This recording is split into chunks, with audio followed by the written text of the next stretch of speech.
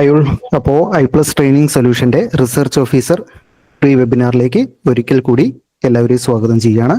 നമ്മുടെ കൂടെ എന്നുള്ളത് അനന്തു സാറും നമ്മുടെ നൗഷി മിസ്സുമാണ് ഈ ഒരു സെഷൻ നയിക്കുന്നത്.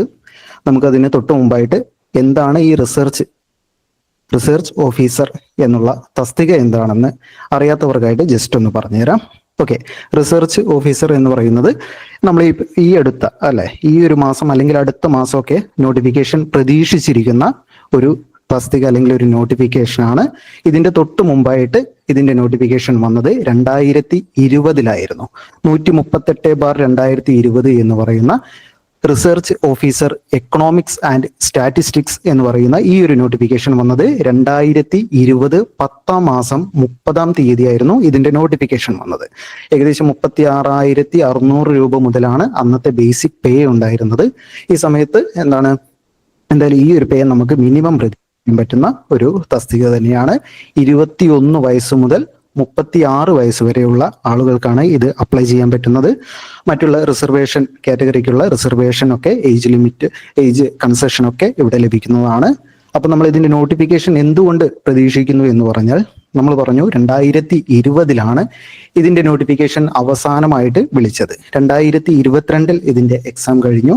അതിനുശേഷം 2023 ജൂലൈ 13 ഇതിന്റെ റാങ്ക് ലിസ്റ്റ് പ്രസിദ്ധീകരിച്ചത്. ഇപ്പോഴുള്ള റാങ്ക് ലിസ്റ്റ് പ്രസിദ്ധീകരിച്ചത് നമുക്കറിയാം.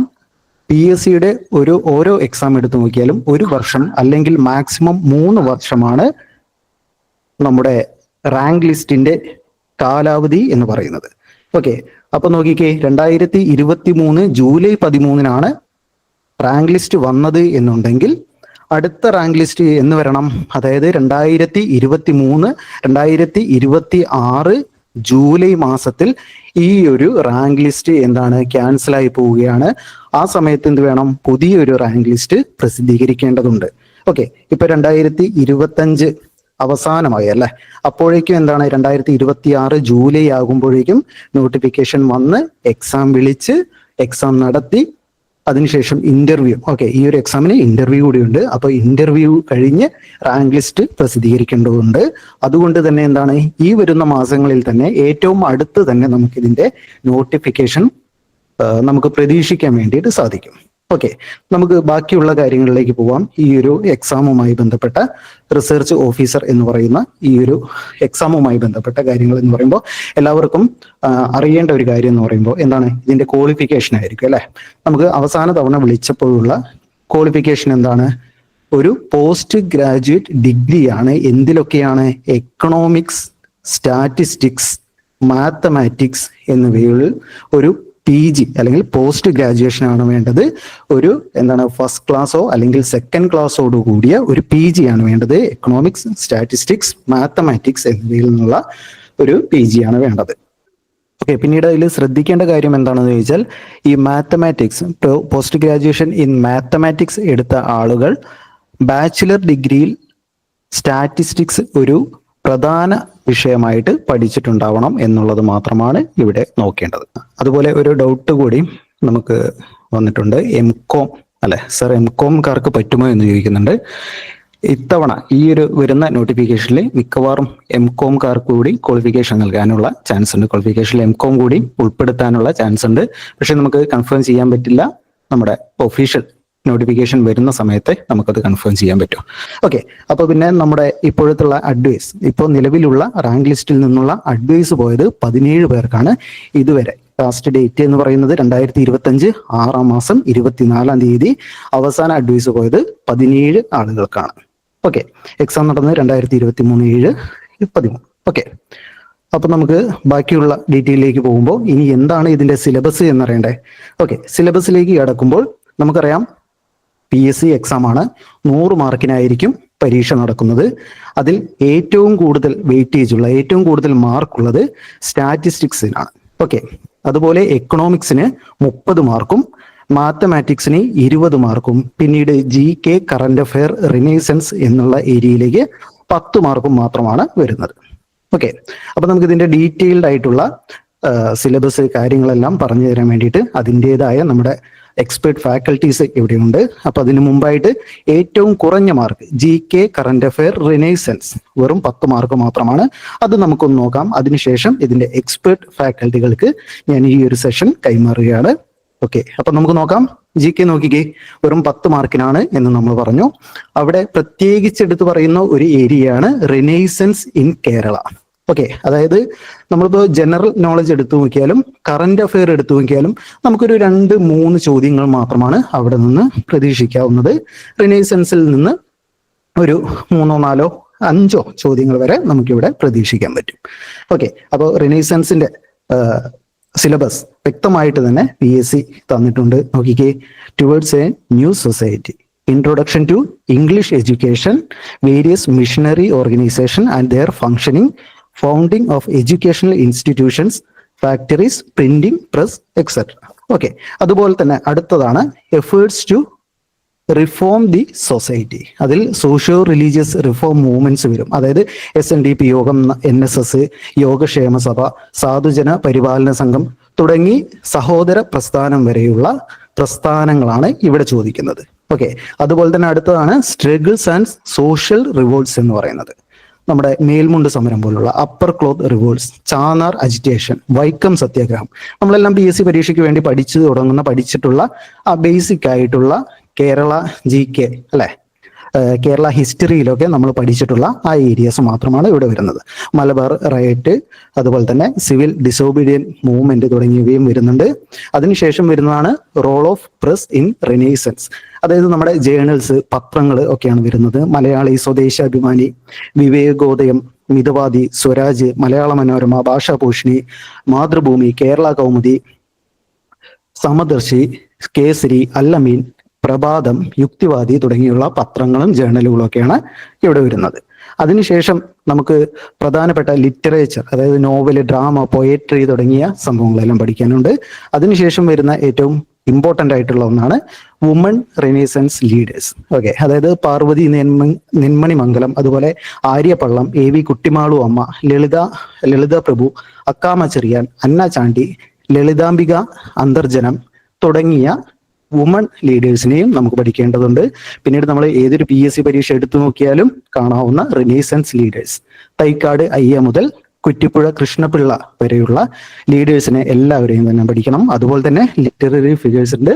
നമ്മുടെ കൊടുങ്ങല്ലൂർ കുഞ്ഞിക്കുട്ടൻ തമ്പുരാൻ മുതൽ പൊറ്റക്കാട് വരെയുള്ള SK പൊറ്റക്കാട് വരെയുള്ള ഫേമസ് ആയിട്ടുള്ള സാഹിത്യകാരന്മാരെയാണ് നമുക്ക് ഈ ഒരു GK എന്ന് പറയുന്ന പോർഷനിൽ നമുക്ക് പഠിക്കാനുള്ളത്. അപ്പോൾ അതെല്ലാം കൂട്ടി 10 മാർക്ക് മാത്രമാണ് ഇവിടെ ഉള്ളത്. നമ്മൾ എപ്പോഴും ഏറ്റവും കൂടുതൽ വെയിറ്റേജ് ഉള്ള ഏരിയയിലേക്കാണ് നോക്കേണ്ടത്. നോക്കിക്കേ, സ്റ്റാറ്റിസ്റ്റിക്സിന് 40 മാർക്ക്, എക്കണോമിക്സിന് 30 മാർക്ക്, മാത്തമാറ്റിക്സിന് 20 മാർക്ക്. ഓക്കെ, അപ്പൊ നമുക്കിവിടെ സ്റ്റാറ്റിസ്റ്റിക്സും മാത്തമാറ്റിക്സും ഈ ഒരു പരീക്ഷയുടെ സിംഹഭാഗം എന്ന് പറയാവുന്ന സ്റ്റാറ്റിയും മാത്തമാറ്റിക്സും കൂട്ടി 60 മാർക്ക് അല്ലെ. അപ്പൊ ഇതിന്റെ ഡീറ്റെയിൽഡ് ആയിട്ടുള്ള കാര്യങ്ങൾ നിങ്ങൾക്കായിട്ട് പറഞ്ഞു തരാൻ വേണ്ടിയിട്ട് നമ്മൾ അനന്ത് സാറിനെ ക്ഷണിക്കുകയാണ്. Sir. Okay, thank you sir. Okay, good evening all. എല്ലാവരും കേൾക്കാൻ പറ്റുന്നുണ്ടല്ലോ? ഒന്ന് യെസ് എന്ന് ടൈപ്പ് ചെയ്യണേ, കേൾക്കാൻ പറ്റുന്നുണ്ടെങ്കിൽ ഒന്ന്.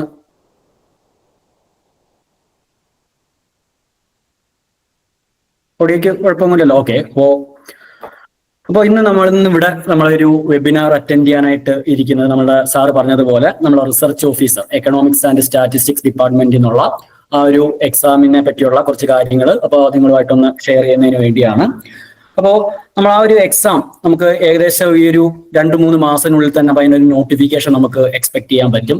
അപ്പോൾ നമ്മൾ ഒരിക്കലും ആ നോട്ടിഫിക്കേഷൻ വരുന്നത് വരെ നമ്മൾ ആ ഒരു എക്സാമിന് വേണ്ടി നമ്മൾ വെയിറ്റ് ചെയ്തിരിക്കാതെ നമ്മൾ ഇപ്പോൾ തന്നെ നമുക്ക് ആ ഒരു എക്സാം പഠിച്ചു തുടങ്ങുകയാണെന്നുണ്ടെങ്കിൽ അപ്പോൾ അതിൻ്റെതായ ഒരു അഡ്വാൻറ്റേജ് നമുക്ക് എന്ത് ചെയ്യാൻ പറ്റും, ഇപ്പോഴേ നമുക്ക് എടുക്കാനായിട്ട് പറ്റും. ഓക്കെ, ഈ ഒരു എക്സാമിനെ പറ്റി നമ്മൾ അതിൻ്റെ ഒരു ഇത് പറയുകയാണെന്നുണ്ടെങ്കിൽ നമുക്ക് PG, നമുക്ക് മാത്തമാറ്റിക്സ്, സ്റ്റാറ്റിസ്റ്റിക്സ് അല്ലെങ്കിൽ എക്കണോമിക്സ് സബ്ജക്റ്റുകളിൽ PG ഉള്ളവർക്കാണ് ഈ ഒരു എക്സാം നമുക്ക് അറ്റൻഡ് ചെയ്യാനായിട്ട് പറ്റുന്നത്. ഇപ്പൊ ലേറ്റസ്റ്റ് അപ്ഡേറ്റ്സ് അനുസരിച്ച് കൊമേഴ്സുകാർക്ക് കൂടി ഈ ഒരു എക്സാം അറ്റൻഡ് ചെയ്യാം, കൊമേഴ്സിൽ PG ഉള്ളവർക്ക് കൂടി ഈ ഒരു എക്സാം അറ്റൻഡ് ചെയ്യാം എന്നുള്ളൊരു ന്യൂസ് കേൾക്കുന്നുണ്ട്. അപ്പൊ അവരും കൂടി ഈ ഒരു എക്സാമിലേക്ക് വരുവാണെന്നുണ്ടെങ്കിൽ അതിൻ്റെതായ രീതിക്ക് നമുക്ക് സിലബസിനകത്ത് ഒരു റീഅറേഞ്ച്മെന്റ് ചിലപ്പോൾ വേണ്ടി വരും. കാര്യം നമുക്ക് സ്റ്റാറ്റിസ്റ്റിക്സിന്റെ വെയിറ്റേജും എക്കണോമിക്സിന്റെ വെയിറ്റേജും ഒക്കെ അപ്പോൾ കുറയാനുള്ള ചാൻസ് ഉണ്ട്.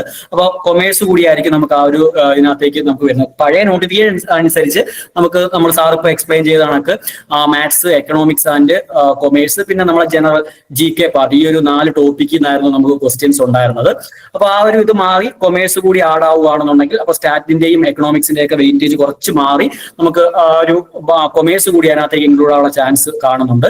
അപ്പൊ ഇനി നമുക്ക് ഈ ഒരു എക്സാമിനെ പറ്റി നമുക്ക് നമുക്ക് എപ്പോഴും നമുക്കൊരു എക്സാം വരുമ്പോൾ നമുക്കൊരു കൺഫ്യൂഷനാണ്, എങ്ങനെ അത് പഠിച്ചു തുടങ്ങണം, അല്ലെങ്കിൽ അത് എന്തെല്ലാം അതിനകത്ത് പഠിക്കണം എന്നുള്ള കാര്യങ്ങളെ പറ്റി നമുക്കൊരു ഐഡിയ നമുക്ക് കാണത്തില്ല. കാര്യം ഈ ഒരു എക്സാം നമ്മൾ ജനറൽ PSC അല്ല, നമുക്ക് പല ബാക്ക്ഗ്രൗണ്ടിൽ നിന്നുള്ള സ്റ്റുഡൻസിന് അറ്റൻഡ് ചെയ്യാൻ പറ്റുന്ന ഒരു എക്സാമാണ്. മാത്സിൽ നിന്നുള്ളവർ കാണും, സ്റ്റാറ്റിൽ നിന്നുള്ളവർ കാണും, പിന്നെ എക്കണോമിക്സ് ആൻഡ് കൊമേഴ്സ് ആ ഒരു ബാക്ക്ഗ്രൗണ്ടിൽ നിന്നുള്ളവർ കാണും. അപ്പൊ അതുകൊണ്ട് തന്നെ നമുക്ക് പല ഭാഗങ്ങളിൽ നിന്ന് നമുക്ക് എന്ത് ചെയ്യേണ്ടതായിട്ട് വരും, പല കാര്യങ്ങളും നമുക്ക് പഠിച്ചെടുക്കേണ്ടതായിട്ട് വരും. അപ്പോൾ ഞാനൊരു നിങ്ങളുടെ ഒരു ജോലി ഇപ്പൊ ഈ കഴിഞ്ഞ 31-ാം തീയതി സ്റ്റാറ്റിസ്റ്റിക്കൽ അസിസ്റ്റന്റ് എക്സാം ഉണ്ടായിരുന്ന എത്ര പേരുണ്ട് അതിനകത്ത്? ആ ഒരു എക്സാം ഒന്ന് ടൈപ്പ് ചെയ്യാവോ? ഉള്ളവരൊന്ന് ആ എക്സാം അറ്റൻഡ് ചെയ്തവരൊന്ന് പറയാവോ? അപ്പൊ നിങ്ങളുടെ എക്സ്പീരിയൻസ് എങ്ങനെ ഉണ്ടായിരുന്നു? എക്സാം എങ്ങനെ ഉണ്ടായിരുന്നു? ഈസി ആയിരുന്നോ അതോ എന്തായിരുന്നു ആ ഒരു എക്സാം അറ്റൻഡ് ചെയ്തപ്പോൾ നിങ്ങൾക്ക് കിട്ടിയ ഒരു ഇതെന്ന് പറയുന്നത്? എങ്ങനെ ഉണ്ടായിരുന്നു? ജസ്റ്റ് മൈക്ക് അൺമ്യൂട്ട് ചെയ്ത് ആർക്കെങ്കിലും ഒക്കെ നിങ്ങളുടെ അഭിപ്രായം പറയാമെങ്കിൽ അത് നല്ലതായിരുന്നു. എങ്ങനെ ഉണ്ടായിരുന്നു എക്സാം? 1-2 പേരെങ്കിലും ഒന്ന് അതിനെപ്പറ്റി ഒന്ന് പറയുകയാണെന്നുണ്ടെങ്കിൽ നല്ലതായിരുന്നു. അപ്പൊ കുറച്ച് പേര് ഡിഫിക്കൽട്ട് ആയിരുന്നു എന്നാണ് പറയുന്നത്. അപ്പൊ ഈ ഡിഫിക്കൽട്ട് ആവാനുള്ള മെയിൻ കാര്യം എന്ന് പറയുന്നത് നമുക്ക് ഈ കാൽക്കുലേഷൻ ബേസ്ഡ് ക്വസ്റ്റ്യൻസ് അവിടെ ചോദിക്കുന്നതുകൊണ്ടാണ്. ഓക്കെ, അപ്പൊ മാത്സിൽ നിന്നാണെങ്കിലും സ്റ്റാറ്റിൽ നിന്നാണെങ്കിലും ഒക്കെ നമുക്ക് ഒരുപാട് കാൽക്കുലേഷൻ ബേസ്ഡ് ക്വസ്റ്റ്യൻസ് ആയിരുന്നു നമുക്ക് ഈ ഒരു സ്റ്റാറ്റിസ്റ്റിക്കൽ അസിസ്റ്റന്റിന്റെ എക്സാമിന് ഉണ്ടായിരുന്നത്. അപ്പൊ അതുകൊണ്ട് തന്നെ നമുക്ക് ആ ഒരു നമുക്കൊരു 1 മണിക്കൂറിനുള്ളിൽ നമുക്ക് അത്രയും ക്വസ്റ്റ്യൻ നമുക്ക് സോൾവ് ചെയ്തെടുക്കാനുള്ള ഒരു ബുദ്ധിമുട്ട് നമുക്ക് അവിടെ പല കുട്ടികളും ഞാൻ പഠിപ്പിച്ചതും ഒക്കെ ആയിട്ട് പല കുട്ടികളും പറഞ്ഞൊരു കാര്യമാണ്. നമുക്ക് കറക്റ്റ് സമയത്തുള്ളിൽ മാക്സിമം ക്വസ്റ്റ്യൻ എന്ത് ചെയ്യാൻ പറ്റില്ല. ചില ക്വസ്റ്റ്യൻ നമുക്ക് വായിച്ച അതിന്റെ മീനിങ് മനസ്സിലാക്കാൻ പോലും പറ്റിയില്ല എന്നുള്ള കുറച്ച് കാര്യങ്ങൾ അവരിങ്ങനെ ഫീഡ്ബാക്ക് ആയിട്ട് പറഞ്ഞായിരുന്നു. അപ്പൊ അത് നമുക്ക് കൃത്യമായിട്ടുള്ള പ്രാക്ടീസിന്റെ കുറവാണ്. നമ്മൾ പ്രോബ്ലം സോൾവിങ് എബിലിറ്റി എന്നുള്ളത് ഇത്തരം എക്സാമുക്ക് വളരെ ഇമ്പോർട്ടന്റ് ആയിട്ടുള്ള കാര്യം. അപ്പൊ ഇപ്പോഴേ നമ്മൾ പഠിച്ചു തുടങ്ങുന്നതിനുള്ള ബെനിഫിറ്റ് എന്ന് പറയുന്നത് നമുക്ക് സിലബസ് കവർ ചെയ്യാം, കൃത്യമായ സമയത്തുള്ളിൽ നമുക്ക് സിലബസ് കവർ ചെയ്യാനായിട്ട് പറ്റും. അത് കഴിഞ്ഞ് മാക്സിമം ക്വസ്റ്റ്യൻസ് മാത്സിൽ നിന്നാണെങ്കിലും സ്റ്റാറ്റിൽ നിന്നാണെങ്കിലും നമുക്ക് പ്രോബ്ലം ഓറിയന്റഡ് ആയിട്ട് തന്നെ ക്വസ്റ്റ്യൻ നമുക്ക് എന്ത് ചെയ്യാൻ പറ്റും, വർക്ക്ഔട്ട് ചെയ്യാനായിട്ട് പറ്റും. അപ്പൊ അതൊക്കെ നമുക്ക് ഇപ്പോഴേ നമ്മൾ പഠിച്ചു തുടങ്ങുന്നതിൽ നമുക്ക് കിട്ടുന്ന അഡ്വാൻറ്റേജസ് ആണ്. ഓക്കെ, അപ്പോ ഇനി നമുക്ക് മെയിനായിട്ട് നമുക്ക് അതിന്റെ സിലബസിനെ പറ്റിയാണ് നമുക്ക് അതിനകത്തേക്ക് നമുക്ക് പറയാനായിട്ടുള്ളത്. ഓക്കെ, അപ്പൊ ഇതിനെപ്പറ്റി നമ്മളൊരു ഓവറാൾ വ്യൂ നമുക്ക് സാർ ഇപ്പൊ പറഞ്ഞു കഴിഞ്ഞു. അതിന്റെ സിലബസിനെ പറ്റി കാര്യങ്ങളെ പറ്റി ഓവറാൾ വ്യൂ സാർ പറഞ്ഞു കഴിഞ്ഞു. ഒരു ഗസറ്റഡ് പോസ്റ്റ് ഉള്ള ഒരു റാങ്ക് ആണ് ഈ ഒരു എക്സാം എന്ന് പറയുന്നത്. ഓക്കെ, ഈ ഒരു എക്സാം നമുക്ക് കിട്ടുവാണെന്നുണ്ടെങ്കിൽ നമ്മളൊരു ഗസറ്റഡ് റാങ്കിലേക്കാണ് നമ്മൾ പോസ്റ്റ് ചെയ്യപ്പെടുന്നത്. അപ്പൊ അങ്ങനെയൊക്കെയുള്ള ബെനിഫിറ്റ്സ് ഈ ഒരു എക്സാമിനുണ്ട്. പിന്നെ പൊതുവെ നമ്മൾ അതിന്റെ ഒരു ട്രെൻഡ് നോക്കുവാണെങ്കിൽ ഇത്തരം എക്സാമുകൾ നമുക്ക് ജനറൽ PSC മാറി ഇത്തരം എക്സാമുകളുടെ ഒരു ജനറൽ ട്രെൻഡ് നമ്മൾ നോക്കുവാണെങ്കിൽ നമുക്ക് കട്ട് ഓഫ് ഒരിക്കലും അങ്ങ് ഒരു വലിയ ഇപ്പോഴത്തുള്ള ജനറൽ PSCയുടെ എക്സാമുകളെല്ലാം കട്ട് ഓഫ് ഒരു 70-നും 80-നും ഒക്കെ ഇടയ്ക്കാണ് കട്ട് ഓഫ് വരുന്നത്. അപ്പൊ ആ ഒരു കട്ട് ഓഫിലേക്കൊക്കെ നമുക്ക് ഈ ഒരു എക്സാം പോകത്തില്ല. കാര്യം നമുക്ക് അത്രയും ഒരു 100 ക്വസ്റ്റ്യൻസ് ഒരു 1.5 മണിക്കൂർ കൊണ്ട് നമുക്ക് അത്രയും കട്ട് ഓഫിലേക്ക് നമുക്ക് ആർക്കും അറ്റൻഡ് ചെയ്യാനായിട്ട് അങ്ങനെ പറ്റണമെന്നില്ല. അപ്പൊ അതുകൊണ്ട് തന്നെ കട്ട് ഓഫ് ഒരു മിനിമം ഒരു 40-നും 50-നും ഇടയ്ക്കൊക്കെ ഒരു കട്ട് ഓഫ് സ്റ്റാറ്റിസ്റ്റിക്കൽ അസിസ്റ്റന്റ് എക്സാമിന് പോലും പ്രെഡിക്ട് ചെയ്തേക്കുന്ന കട്ട് ഓഫ് ഒരു 20-നും 30-നും ഇടയ്ക്ക് മാർക്കാണ് പ്രെഡിക്ട് ചെയ്തേക്കുന്നത്, പല ഡിസ്ട്രിക്റ്റുകളിലും പ്രെഡിക്ട് ചെയ്തേക്കുന്നത്. അപ്പൊ ആ ഒരു ലെവലിൽ നമ്മൾ ഇപ്പോഴേ പഠിച്ചു തുടങ്ങുകയാണെന്നുണ്ടെങ്കിൽ നമുക്ക് ഈസി ആയിട്ട് നമുക്ക് എന്ത് ചെയ്യാൻ പറ്റും, നമുക്ക് ആ ഒരു എക്സാം ക്ലിയർ ചെയ്യാനും നമുക്ക് വരുന്ന വർഷങ്ങളിൽ തന്നെ നമുക്കൊരു നല്ലൊരു റാങ്കിൽ നമുക്ക് ഒരു ജോലി നേടാനും നമുക്ക് എന്ത് ചെയ്യാൻ പറ്റും, പഠിക്കാനായിട്ട് പറ്റും. ഓക്കെ, അപ്പൊ ഇനി നമുക്ക് നമ്മുടെ മാത്തമാറ്റിക്സ് ആൻഡ് സ്റ്റാറ്റിസ്റ്റിക്സ് ആ ഒരു 2 ഏരിയയിൽ നിന്നുള്ള കാര്യങ്ങൾ ജസ്റ്റ് നിങ്ങളുമായിട്ടൊന്ന് പറയാനായിട്ടാണ് ഞാൻ ഇപ്പോൾ ഇന്ന് ഈ ഒരു വെബിനാറിൽ ഞാൻ ലീഡ് ചെയ്യുന്നത്. അപ്പോൾ മാക്സിമം മാത്തമാറ്റിക്സിന് 20 മാർക്കാണുള്ളത്. 20 മാർക്കാണ് മാത്സിനകത്ത് നിന്ന് നമുക്ക് ചോദിക്കുന്ന കാര്യങ്ങൾ. അപ്പൊ ആ ഒരു മാത്സിനെ പറ്റി നമ്മൾ അതിന്റെ സിലബസിനെ പറ്റി ഡീറ്റെയിൽ ആയിട്ട് നോക്കുകയാണെങ്കിൽ നമുക്ക് ക്വാണ്ടിറ്റേറ്റീവ് ആപ്റ്റിറ്റ്യൂഡ് എന്ന് പറയുന്നത് നമ്മൾ ഏതൊരു കോമ്പറ്റേറ്റീവ് എക്സാമിനും നമുക്ക് ചോദിക്കുന്ന QA എന്ന് പറയുന്ന സെക്ഷൻ. നമുക്ക് ബാങ്ക് എക്സാം ആയിക്കോട്ടെ, മറ്റ് നമ്മളെ PSC ജനറൽ PSC എക്സാമുകളായിക്കോട്ടെ, അപ്പൊ അതിനെല്ലാം നമുക്ക് ഒഴിച്ചുകൂടാനാവാത്ത ഒരു ഇതാണെന്ന് പറയുന്നത് നമ്മുടെ ക്വാണ്ടിറ്റേറ്റീവ് ആപ്റ്റിറ്റ്യൂഡ് എന്ന് പറയുന്നത്. അപ്പൊ അതിനകത്ത് നമുക്ക് ratio, proportion and variation, LCM, HCF, law of exponent, അങ്ങനെ തുടങ്ങി നമ്മൾ QA നമുക്ക് simple interest and compound interest, profit and loss, അങ്ങനെയുള്ള ടോപ്പിക്കാണ് ഇവിടുന്ന് ചോദിക്കുന്നത്. നമ്മളെ QA എന്ന് പറയുന്ന ടോപ്പിക്. നമുക്ക് സ്റ്റാറ്റിസ്റ്റിക്കൽ അസിസ്റ്റന്റ് എക്സാമിന് ഈ ഒരു ടോപ്പിക്കിൽ നിന്നുള്ള ക്വസ്റ്റ്യൻസ് മാത്സ് ബേസ്ഡ് എന്തില്ലായിരുന്നു, നമുക്കില്ലായിരുന്നു. ഓക്കെ, പക്ഷേ ഈ ഒരു എക്സാമിന് QA ബേസ് ചെയ്ത് നമുക്ക് എന്ത് ചെയ്തേ പറ്റത്തുള്ളൂ, ക്വസ്റ്റ്യൻസ് നമുക്ക് പ്രിപ്പയർ ചെയ്തേ പറ്റത്തുള്ളൂ. ആ ഒരു ടോപ്പിക്ക് നമ്മൾ പ്രിപ്പയർ ചെയ്തേ പറ്റത്തുള്ളൂ. കാര്യം ഇതിന്റെ പ്രീവിയസ് ക്വസ്റ്റ്യൻ പേപ്പർ നമ്മുടെ കയ്യിലുണ്ട്. അപ്പൊ ആ ഒരു ക്വസ്റ്റ്യൻ പേപ്പർ നിങ്ങൾക്ക് ക്ലാസ് കഴിയുമ്പോൾ ആ ഗ്രൂപ്പിലേക്ക് ജസ്റ്റ് ഒന്ന് നമ്മളെ ഈ ഒരു ഗ്രൂപ്പിലേക്ക് ആ ക്വസ്റ്റ്യൻ പേപ്പർ ഒന്ന് ട്രാൻസ്ഫർ ചെയ്ത്, അപ്പൊ നിങ്ങൾക്ക് അത് ക്രോസ് ചെക്ക് ചെയ്ത് നോക്കാം. ഈ ഒരു QA എന്നൊക്കെ എങ്ങനെയൊക്കെയാണ് ക്വസ്റ്റ്യൻ ചോദിച്ചേക്കുന്നുള്ള കാര്യം നിങ്ങൾക്ക് ഒന്ന് ജസ്റ്റ് ഒന്ന് ഐഡന്റിഫൈ നോക്കാം. ഓക്കെ, പിന്നെ അടുത്ത് നോക്കുവാണെങ്കിൽ ഓൾജിബ്ര. നമ്മുടെ ഓൾജിബ്ര ടോപ്പിക്കിൽ നിന്ന് നമ്പർ സിസ്റ്റം, നമ്മുടെ integer, rational number and real numbers, പിന്നെ set theory, set operation and logarithm, അതുമായിട്ട് ബന്ധപ്പെട്ട റിസൾട്ടുകൾ, പിന്നെ ലീനിയർ ഇനിക്വാലിറ്റി, ഇതെല്ലാം നമ്മൾ +2 ബേസ്ഡ്, +1 +2 ബേസ്ഡ്. ഇപ്പം മാത്സ് അല്ല, മാത്സ് സ്റ്റാറ്റ് ബാക്ക്ഗ്രൗണ്ട് ഇല്ലാത്ത സ്റ്റുഡൻസ് ഇപ്പോ ഈ കൂട്ടത്തിൽ കാണും. അപ്പൊ ഇവർക്ക് ഇത് പറയുമ്പോൾ, ഈ ടോപ്പിക്കുകൾ പറയുമ്പോൾ ചിലപ്പോൾ ഈ തന്നിരിക്കുന്ന കാര്യങ്ങൾ ചിലപ്പോൾ എന്തൊക്കെയാണെന്നുള്ള ഒരു ഐഡിയ കാണത്തില്ല. ഓക്കെ, ഈ പറയുന്ന ടോപ്പിക്കുകളെല്ലാം നമ്മൾ +2 ബേസ്ഡ് ടോപ്പിക്കാണ്. ഓക്കെ, നമ്പർ സിസ്റ്റം ആണെങ്കിലും, അല്ലെങ്കിൽ സെറ്റ് തിയറി ആണെങ്കിലും, അല്ലെങ്കിൽ ലോഗരിതംസിന്റെ ഇതൊക്കെ ആണെങ്കിലും, ഈ ഒരു ടോപ്പിക്, ഈ ആൾജിബ്ര ടോപ്പിക്കിലെ മെജോറിറ്റി ടോപ്പിക്ക് നമുക്ക് ഏത് ടോപ്പിക്കിൽ നിന്നുള്ള ക്വസ്റ്റ്യൻസ് നമ്മുടെ +2, ഒരു +1 +2 ഹയർ സെക്കൻഡറി ലെവലിൽ നമ്മൾ പഠിക്കുന്ന കാര്യങ്ങളാണ്. ഓക്കെ, അപ്പൊ അതൊക്കെ നമുക്ക് ഈസി ആയിട്ട് നമുക്ക് ഒരു ടൈം ബൗണ്ടിനുള്ളിൽ തന്നെ നമുക്ക് എന്ത് ചെയ്യാവുന്നേ ഉള്ളൂ, ഇതുമായിട്ട് ബന്ധപ്പെട്ട ക്വസ്റ്റ്യൻസ്, തിയറി പാർട്ടൊക്കെ നമുക്ക് പഠിച്ചെടുക്കാവുന്നതേ ഉള്ളൂ. അപ്പൊ നെക്സ്റ്റ് പിന്നെ സീക്വൻസ് ആൻഡ് സീരീസ് ബേസ്ഡ് ഉണ്ട്, പിന്നെ arithmetic progression, geometric progression, harmonic progression, അപ്പൊ അതുമായിട്ടൊക്കെ ബന്ധപ്പെട്ട റിസൾട്ടുകൾ നമുക്ക് നോക്കണം. പിന്നെ മെട്രിസസ്. ഓക്കെ, മെട്രിസസ് എന്ന് പറയുമ്പോൾ അത് ഒരു ഡിഗ്രി ആൻഡ് PG ലെവലിലുള്ള കാര്യങ്ങൾ നമുക്ക് പഠിച്ചേ പറ്റത്തുള്ളൂ. കൺസെപ്റ്റ്, അതിന്റെ കൺസെപ്റ്റ് എന്താണെന്ന് അറിയണം. പിന്നെ നൊട്ടേഷൻസ്, പിന്നെ മെട്രിക്സിന്റെ ഓർഡർ, ടൈപ്പ് ഓഫ് മെട്രിസസ്, അപ്പൊ അതുമായിട്ട് ബന്ധപ്പെട്ട കാര്യങ്ങളെല്ലാം നമ്മൾ നോക്കണം. പിന്നെ matrix inversion method, Cramer's rule. അപ്പൊ ഈ തന്നിരിക്കുന്ന ഇത്രയും ടോപ്പിക്കുകളെയും ബേസ് ചെയ്തായിരിക്കും നമുക്ക് ഏതിൽ നിന്ന് ക്വസ്റ്റ്യൻസ് വരുന്നത്, മെട്രിക്സ് എന്ന് പറയുന്ന ടോപ്പിക്കിൽ നിന്ന് നമുക്ക് ക്വസ്റ്റ്യൻസ് എക്സ്പെക്ട് ചെയ്യാനായിട്ട് പറ്റുന്നത്. അപ്പോൾ നെക്സ്റ്റ് അടുത്ത ഇത് നോക്കുവാണെന്നുണ്ടെങ്കിൽ ഇതിനകത്ത് നമുക്ക് ഏറ്റവും നമ്മളെ മാത്സിൽ നിന്ന് വ്യത്യസ്തമായിട്ട് നമുക്ക് കുറച്ച് ക്വസ്റ്റ്യൻസ് നമുക്ക് ചെയ്യേണ്ടതായിട്ട് വരുന്നത് ഈ ഒരു ടോപ്പിക്കാണ്, ബേസിക് കമ്പ്യൂട്ടർ നോളജ്. ഓക്കെ, അപ്പോൾ നമ്മളെ ബേസിക് ആയിട്ടുള്ള MS വേർഡ്, അപ്പം ആ ഒരു ഇതുണ്ടല്ലോ നമ്മുടെ കമ്പ്യൂട്ടർ നോളജ്, കമ്പ്യൂട്ടറുമായിട്ട് ബന്ധപ്പെട്ട് സ്റ്റാറ്റിസ്റ്റിക്കലാണെങ്കിലും മാത്തമാറ്റിക്സിലാണെങ്കിലും നമുക്ക് കുറച്ച് സോഫ്റ്റ്വെയറും കാര്യങ്ങളൊക്കെ നമുക്ക് അതിനകത്ത് പല തിയറിയൊക്കെ നമ്മൾ എന്ത് ചെയ്യാറുണ്ട്, യൂസ് ചെയ്യാറുണ്ട്. അപ്പൊ ആ ഒരു സോഫ്റ്റ്വെയർ പാക്കേജിനെ പറ്റിയുള്ള ഒരു ഓവറോൾ ഐഡിയ, അപ്പൊ അത് നമ്മൾ ഈ ഒരു എക്സാമിന് വേണ്ടി നമ്മൾ മനസ്സിലാക്കേണ്ടതായിട്ടുണ്ട്. അപ്പൊ ബേസിക് കമ്പ്യൂട്ടർ നോളജ് എന്ന് പറയുന്നത് നമ്മളെ മാത്സിനകത്ത് വരുന്ന ഒരു ടോപ്പിക്കാണ്. അപ്പോൾ മൊത്തം 20 മാർക്കാണ് മാത്സിന്റെ വെയിറ്റേജ്. അപ്പൊ അതുകൊണ്ട് തന്നെ മാക്സിമം ഒരു 2-3 ക്വസ്റ്റ്യൻ നമുക്ക് ഏതിൽ നിന്ന് എക്സ്പെക്ട് ചെയ്യാം, ബേസിക് കമ്പ്യൂട്ടർ നോളജിൽ നിന്ന് എക്സ്പെക്ട് ചെയ്യാം. ഓക്കെ, പറയുന്ന കാര്യങ്ങൾ ക്ലിയർ ആവുന്നുണ്ടല്ലോ? ഓക്കെ, അപ്പൊ ഇനി നമ്മൾ അടുത്ത മാത്സിലാണ് നെക്സ്റ്റ് ടോപ്പിക്കാണ് കാൽക്കുലസ്. കാൽക്കുലസ് എന്ന് പറയുമ്പോൾ ഒരു ഡിഗ്രി ആൻഡ് PG ലെവലിലുള്ള കാര്യങ്ങളാണ് അതിനകത്തും ഉള്ളത്. Relations and function, reflexive, symmetric relation and transitive relation, അങ്ങനെയുള്ള കാര്യങ്ങൾ, ഇൻജക്ടിവിറ്റി, സർജക്ടിവിറ്റി, ബൈജക്റ്റീവ് ഫംഗ്ഷൻസ്, പിന്നെ ഡിഫറൻഷ്യബിലിറ്റി ആൻഡ് ഇന്റഗ്രേഷൻ, അങ്ങനെയുള്ള അതൊക്കെ സിമ്പിൾ. നമുക്ക് ക്വസ്റ്റ്യൻ കഴിഞ്ഞ വർഷത്തെ ക്വസ്റ്റ്യൻസ് നോക്കുമ്പോൾ തന്നെ നിങ്ങൾക്ക് മനസ്സിലാവും, ആ ഒരു കാര്യം നിങ്ങൾക്ക് മനസ്സിലാവും. നമ്മൾ ആ ഒരു ക്വസ്റ്റ്യൻ നോക്കുമ്പോൾ തന്നെ മനസ്സിലാവും ഈ ഒരു ടോപ്പിക്കിനൊക്കെ എത്ര സിമ്പിൾ ആയിട്ടാണ് ക്വസ്റ്റ്യൻ ചോദിച്ചേക്കുന്നുള്ള കാര്യം മനസ്സിലാവും. അപ്പൊ ആ ഒരു ലെവലിൽ തന്നെ നമ്മൾ പഠിച്ചു പോയാൽ മതിയെന്ന് വെച്ച് കഴിഞ്ഞാൽ അത് പോരാ. കാര്യം കുറച്ചും കൂടെ കോമ്പറ്റീഷൻ നമുക്ക് ഈ ഒരു പ്രാവശ്യം നമുക്ക് എക്സ്പെക്ട് ചെയ്യാം. അതുകൊണ്ട് തന്നെ കുറച്ചും കൂടെ ഹൈ ലെവലിലുള്ള ക്വസ്റ്റ്യൻസ് നമുക്ക് എന്ത് ചെയ്യാറുണ്ട്, നമുക്ക് എക്സ്പെക്ട് ചെയ്യേണ്ടതായിട്ടുണ്ട്. ഓക്കെ, അപ്പൊ നെക്സ്റ്റ് ഇന്റഗ്രേഷൻ, ഡിഫറൻസിയേഷൻ, പിന്നെ കോർഡിനേറ്റ് ജോമെട്രി എന്ന് പറയുമ്പോൾ നമ്മുടെ XY പ്ലെയിനിലുള്ള കാര്യങ്ങൾ, section formula, distance formula, straight ലൈനുമായിട്ട് ബന്ധപ്പെട്ട കാര്യങ്ങൾ, സർക്കിൾസ് ആൻഡ് കോണിക്സ്. അപ്പൊ ഇത്രയാണ് ആ ഒരു ടോപ്പിക്ക് നമുക്ക് എന്ത് പറഞ്ഞിരിക്കുന്ന ടോപ്പിക്. അപ്പൊ ഈ ഇത്രയും ടോപ്പിക്കിൽ നിന്ന് മാക്സിമം നമുക്ക് ഒരു 20 മാർക്കിന്റെ ക്വസ്റ്റ്യൻസ്, ആ ഒരു ക്വസ്റ്റ്യൻസ് നമുക്ക് ഇപ്പോഴേ പഠിച്ചു തുടങ്ങുകയാണെന്നുണ്ടെങ്കിൽ ആ 20 മാർക്കിൽ മാക്സിമം നമുക്ക് എന്ത് ചെയ്യാൻ പറ്റും, സ്കോർ ചെയ്യാനായിട്ട് പറ്റും. ഓക്കെ, അപ്പൊ ഇതാണ് മാത്സിനെ പറ്റി നമുക്കൊരു ഓവറോൾ വ്യൂ. നമ്മുടെ സിലബസിന് ഇത്രയും കാര്യങ്ങളാണ് നമ്മുടെ സിലബസിനകത്തുള്ളത്. എല്ലാ ടോപ്പിക്കുകളും ഞാനിവിടെ മെൻഷൻ ചെയ്തിട്ടില്ല. നമുക്കിനി കുറച്ച് കഴിഞ്ഞ വർഷം ചോദിച്ച കുറച്ച് പ്രീവിയസ് ക്വസ്റ്റ്യൻസ് നമ്മൾ അടുത്തായിട്ടൊന്ന് ഡിസ്കസ് ചെയ്യേണ്ടതായിട്ടുണ്ട്. അപ്പൊ അതുകൊണ്ട് തന്നെ ഞാൻ എല്ലാ ടോപ്പിക്കുകളും ഒന്ന് ജസ്റ്റ് അതിന്റെ കാര്യങ്ങളൊന്ന് പറഞ്ഞു പോയിട്ടേ ഉള്ളൂ. അപ്പൊ ഡീറ്റെയിൽ ആയിട്ട് നമ്മൾ ഈ പഠിച്ചു തുടങ്ങുമ്പോൾ ഈ ഓരോ ടോപ്പിക്കുകളെ പറ്റിയും നമ്മൾ അതിന്റെ എന്തൊക്കെ വേണോ ആ കാര്യങ്ങളെല്ലാം ഇൻക്ലൂഡ് ചെയ്തായിരിക്കും നമ്മൾ എന്ത് ചെയ്യുന്ന ഈ ഒരു കോഴ്സ് കണ്ടക്ട് ചെയ്യുന്നത്. ഓക്കെ, അപ്പൊ ഇനി നമ്മൾ സ്റ്റാറ്റിലേക്ക് നമ്മൾ നോക്കുകയാണെന്നുണ്ടെങ്കിൽ സ്റ്റാറ്റ് മാക്സിമം 40 മാർക്കാണ് അതിന്റെ വെയിറ്റേജ്. അപ്പൊ അത് കുറയാനുള്ള ചാൻസ് ഉണ്ട്. കാര്യം കൊമേഴ്സ് കൂടി ഇൻക്ലൂഡ് ചെയ്ത് വരുന്നത് കൊണ്ട് ആ 40 മാർക്കിന്റെ വെയിറ്റേജ് കുറച്ച് ചിലപ്പോൾ 30 മാർക്ക് ആക്കും എന്നിങ്ങനെ 1-2 യൂട്യൂബ് ചാനലൊക്കെ ഇങ്ങനെ അതിന്റെ അനാലിസിസ് വീഡിയോസ് ഒക്കെ കണ്ടായിരുന്നു. അപ്പൊ അതിനുള്ള ചാൻസ് ഉണ്ട്. അപ്പൊ 40-30 മാറാനുള്ള ചാൻസ് ഉണ്ട്. ഓക്കെ, അപ്പൊ അതിന്റെ നമ്മൾ സിലബസിലേക്ക് പോവുകയാണെന്നുണ്ടെങ്കിൽ അപ്പൊ ഇത് ആൾമോസ്റ്റ് നമ്മളെ സ്റ്റാറ്റിസ്റ്റിക്കൽ അസിസ്റ്റന്റുമായിട്ട് മാച്ച് ചെയ്യുന്ന ഒരു ഇത് തന്നെ. നമുക്ക് സ്റ്റാറ്റിന്റെ ഒരുപാട് ഡീപ്പായിട്ടുള്ള കാര്യങ്ങളിലേക്ക് നമ്മൾ ആ ഒരു സിലബസ് പറയുന്നില്ല. നമ്മളെ സ്റ്റാറ്റിസ്റ്റിക്കൽ അസിസ്റ്റന്റ് എക്സാം അറ്റൻഡ് ചെയ്ത് അതിനുവേണ്ടി സീരിയസ് ആയിട്ട് പഠിച്ചവരെ സംബന്ധിച്ചോളം ഈ ഒരു സിലബസ് എന്ന് പറയുന്നത് ഒരു റിവിഷൻ ടോപ്പിക് പോലെയുള്ളൂ. കാരണം ഈ പറയുന്ന ഒട്ടുമിക്ക കാര്യങ്ങളും നമ്മൾ എവിടെ ഡിസ്കസ് ചെയ്തിട്ടുണ്ട്, നമ്മൾ സ്റ്റാറ്റിസ്റ്റിക്കൽ അസിസ്റ്റന്റിന്റെ ആ ഒരു സിലബസിൽ നമ്മൾ ഡിസ്കസ് ചെയ്തിട്ടുണ്ട്.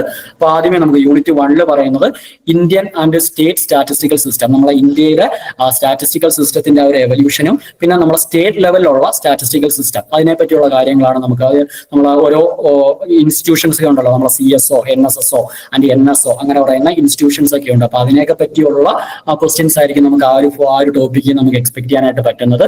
പിന്നെ കളക്ഷൻ ഓഫ് ഡാറ്റ, നമ്മളെ മെത്തേഡ് ഓഫ് കളക്ഷൻ ഡാറ്റ, നമ്മൾ primary data, secondary data, sampling method, census method, അപ്പൊ അതുമായിട്ട് ബന്ധപ്പെട്ട ഡിഫറെന്റ് മെത്തേഡ്സ് ഓഫ് സാമ്പിളിംഗ്. അപ്പൊ ഇതല്ല ഈ തന്നിരിക്കുന്ന ആ ഒരു സിലബസ് എന്ന് പറയുന്നത്, നമ്മൾ ഈ തന്നിരിക്കുന്ന ഇത്രയും ടോപ്പിക് എന്ന് പറയുന്നത് എവിടെ തന്നെ ഉള്ളതാണ്, നമ്മളുടെ സ്റ്റാറ്റിസ്റ്റിക്കൽ അസിസ്റ്റന്റിന്റെ ആ ഒരു സിലബസിനകത്ത് തന്നെ ഉള്ള കാര്യങ്ങളാണ് എന്ന് പറയുന്നത് ഈ തന്നിരിക്കുന്നത് നമ്മൾ ഈ ഒരു സെക്കൻഡ് അതിനകത്ത് കളക്ഷൻ ഓഫ് ഡാറ്റ എന്ന് പറയുന്നത്. Okay, next classification and tabulation of data, diagrammatic presentation ഒക്കെ നമ്മൾ സിമ്പിൾ ഇതിന്റെ കാര്യങ്ങളെല്ലാം നമ്മൾ ചെറിയ ക്ലാസ് സ്കൂൾ ലെവലിൽ നമ്മൾ പഠിക്കുന്നത്. നമ്മൾ പിക്ചോഗ്രാം വരയ്ക്കാനും 2 ഡയമെൻഷണൽ ആൻഡ് 3 ഡയമെൻഷണൽ സ്റ്റാറ്റിസ്റ്റിക്കൽ ഡയഗ്രാംസും അങ്ങനെയുള്ള കാര്യം, ഹിസ്റ്റോഗ്രാം, ഫ്രീക്വൻസി പോളിഗൺ, അപ്പൊ അതിന്റെയൊക്കെ കുറച്ച് പ്രോപ്പർട്ടീസും കാര്യങ്ങളും ഒക്കെ ആയിരിക്കും നമുക്ക് ഈ ഒരു സ്റ്റാറ്റിസ്റ്റിക്സിന്റെ ഈ ഒരു മൊഡ്യൂളിനകത്ത് നമുക്ക് എന്ത് ചെയ്യേണ്ട പഠിച്ചെടുക്കേണ്ടതായിട്ട് വരുന്നത്. Okay, next measures of central tendency. അപ്പൊ അത് mean, median, mode, harmonic mean, geometric mean, measures of dispersion, range, quartile deviation, അപ്പൊ അങ്ങനെയുള്ള കാര്യങ്ങൾ നമ്മൾ മെഷേഴ്സ് ഓഫ് സെൻട്രൽ ടെൻഡൻസി എന്ന് പറയുന്ന, പിന്നെ സ്ക്യൂനസ് ആൻഡ് കർട്ടോസിസ്, ആ 2 ടോപ്പിക്കുകൾ നമുക്ക് എന്ത് ചെയ്യണം ഈ ഒരു ഇതിനകത്ത് പഠിച്ചെടുക്കേണ്ടതായിട്ടുണ്ട്. പിന്നെ unit 2 correlation and regression analysis, പിന്നെ multiple correlation and multiple regression, optimization technique. ഇതിനകത്ത് ഈ പറയുന്ന കാര്യങ്ങളെല്ലാം കോറിലേഷൻ ആൻഡ് റിഗ്രഷൻ അനാലിസിസും മൾട്ടിപ്പിൾ റിഗ്രഷൻ ഒക്കെ ഓൾറെഡി നമ്മൾ സ്റ്റാറ്റിസ്റ്റിക്കൽ അസിസ്റ്റന്റ് സിലബസുമായിട്ട് മാച്ച് ചെയ്യുന്നതാണ്. പക്ഷേ ഒപ്റ്റിമൈസേഷൻ ടെക്നിക് എന്ന് പറയുന്ന ഈ ഒരു സെക്ഷൻ, ഒപ്റ്റിമൈസേഷൻ ടെക്നിക് എന്ന് പറയുന്ന ഈ ഒരു സെക്ഷൻ നമുക്ക് പുതുതായിട്ട് പഠിച്ചെടുക്കേണ്ട കുറച്ച് കാര്യങ്ങളാണ്. അപ്പൊ അത് കുറച്ച് ലീനിയർ ഓൾജിബ്ര, നമ്മൾ മാത്തമാറ്റിക്സിലെ ലീനിയർ ഓൾജിബ്രയും കൂടെ ചേർന്ന് വരുന്ന കുറച്ച് കാര്യങ്ങളാണ്. നമ്മൾ +2 ലെവലിൽ നിങ്ങൾ നമ്മുടെ LPP ലീനിയർ പ്രോഗ്രാമിംഗ് പ്രോബ്ലം എന്ന് പറയുന്ന LPP എന്ന് പറയുന്ന ലീനിയർ പ്രോഗ്രാമിംഗ് പ്രോബ്ലം എന്ന് പറയുന്ന ഒപ്റ്റിമൈസേഷൻ ടെക്നിക്ക് പഠിച്ചു കാണും. അപ്പൊ അതിന്റെ കുറച്ചും കൂടെ ഒരു അഡ്വാൻസ് ലെവലിലുള്ള കാര്യങ്ങളാണ് നമുക്ക് ഇവിടെ പഠിക്കാനുള്ള ഈ ഒപ്റ്റിമൈസേഷൻ ടെക്നിക്ക് എന്ന് പറയുന്ന ഇതിനകത്തുള്ള. ഇത് കഴിഞ്ഞ എക്സാമിന് 1-2 ക്വസ്റ്റ്യൻ ഈ ഒരു ടോപ്പിക്കിന് ആ ക്വസ്റ്റ്യൻ പേപ്പർ നോക്കിയപ്പോൾ അതിന് 1-2 ക്വസ്റ്റ്യൻ ഈ ഒരു ടോപ്പിക്കിന് എന്ത് ചെയ്തിട്ടുണ്ട് ചോദിച്ചിട്ടുണ്ട്. അപ്പൊ അത് നമ്മളെ സംബന്ധിച്ചോട് പുതിയൊരു ടോപ്പിക്കാണ് ഈ ഒപ്റ്റിമൈസേഷൻ ടെക്നിക്ക് എന്ന് പറയുന്നത്. നമ്മളെ സംബന്ധിച്ച് പുതിയൊരു ടോപ്പിക്കാണ്. അപ്പൊ അത് നമുക്ക് ഡീറ്റെയിൽ ആയിട്ട് എന്ത് ചെയ്യണം പഠിച്ചെടുക്കണം. ഓക്കെ, പിന്നെ ഇതിന് അതിന്റെ തന്നെ ബേസിക് കൺസെപ്റ്റ് മാത്രം മതി, അല്ല ഡീപ്പായിട്ടൊക്കെ നമുക്ക് പോകണ്ട, അതിന്റെ ബേസിക് കൺസെപ്റ്റ് മാത്രം മതി എന്നുള്ള കാര്യം നമ്മൾ സിലബസിൽ എടുത്ത് പറയുന്നുണ്ട്. ഓക്കെ, അപ്പൊ അത്ര ഡീപ്പായിട്ട് നമ്മളത് നോക്കേണ്ട ആവശ്യമില്ല. ഓക്കെ, പിന്നെ നമ്മൾ time series analysis, index number, vital statistics, അപ്പൊ ഇതും നമ്മുടെ സ്റ്റാറ്റിസ്റ്റിക്കൽ അസിസ്റ്റന്റുമായിട്ട് ബന്ധപ്പെട്ട ടോപ്പിക്ക് തന്നെ. അപ്പൊ അതൊക്കെ ഈ ഒരു എക്സാം ഓൾറെഡി പഠിച്ചിട്ടുള്ളവർക്ക് ഇതൊരു റിവിഷൻ പോലെ നമുക്ക് ചെയ്യാവുന്ന കാര്യങ്ങളേ ഉള്ളൂ. ഓക്കെ, ടൈം സീരീസ് അനാലിസിസും ഇൻഡെക്സ് നമ്പേഴ്സും പിന്നെ വൈറ്റൽ സ്റ്റാറ്റിസ്റ്റിക്സ്, നമുക്ക് ഡിഫറെന്റ് ഈ വൈറ്റൽ സ്റ്റാറ്റിക്സോട് ബന്ധപ്പെട്ടൊക്കെ ഇപ്പോൾ എക്സാമിന് സ്റ്റാറ്റിസ്റ്റിക്കൽ അസിസ്റ്റന്റ് എക്സാമിന് ക്വസ്റ്റ്യൻ ഉണ്ടായിരുന്നു. ഓക്കെ, അപ്പൊ അത് എക്സാം അറ്റൻഡ് ചെയ്തോളുള്ളവർക്ക് ആ ഒരു ക്വസ്റ്റ്യൻ ഓർമ്മ കാണും. നമ്മുടെ സ്പെസിഫിക് ഏജ് സ്പെസിഫിക് ബർത്ത് റേറ്റും അതുമായിട്ട് ബന്ധപ്പെട്ട ക്വസ്റ്റ്യൻസ് ഒക്കെ ഈ കഴിഞ്ഞ എക്സാമിന് ഉണ്ടായിരുന്നു. അപ്പൊ അതൊക്കെ നമുക്ക് ഈ ഒരു ടോപ്പിക്ക് ഡീറ്റെയിൽ ആയിട്ട് നമുക്ക് നോക്കേണ്ടതായിട്ടുണ്ട്. അതുകൊണ്ട് ഓക്കെ, അപ്പൊ അതുകൊണ്ട് തന്നെ ആ ഒരു ടോപ്പിക്ക് ഇമ്പോർട്ടന്റ് ആണ്.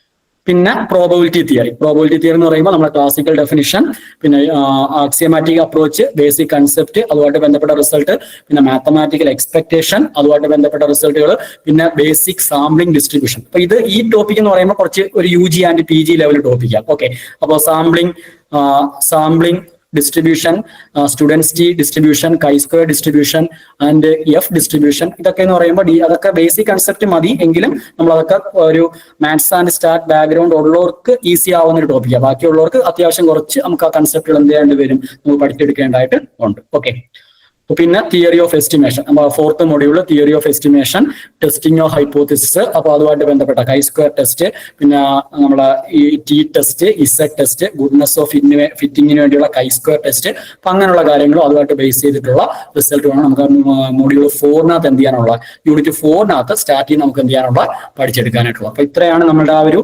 ഓവറാൾ വ്യൂ എന്ന് പറയുന്നത്. ഇപ്പോ നമ്മുടെ സിലബസ് ഇത്രയാണ്, നമ്മുടെ സിലബസിനകത്ത് പറയുന്ന കാര്യങ്ങൾ. ഇപ്പോ ഇത് ഈസിയാണ്, വളരെ സിമ്പിൾ ആണ്. നമുക്ക് കുറേയൊക്കെ കാര്യങ്ങൾ നമ്മൾ ഓൾറെഡി പഠിച്ചിട്ടുള്ളത് കാണും.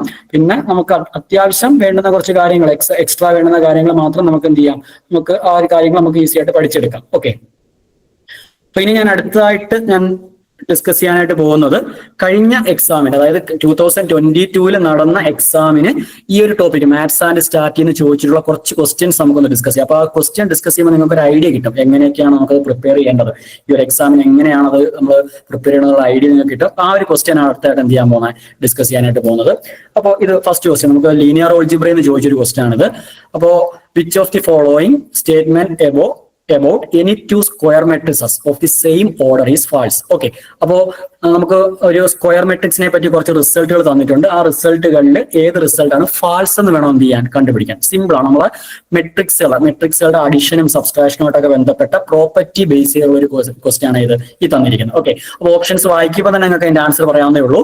Addition is associative, multiplication is associative, and multiplication is commutative, and addition is commutative. അപ്പൊ ഈ 4 കാര്യങ്ങളാണ് നമുക്ക് അവിടെ പറഞ്ഞിരിക്കുന്നത്.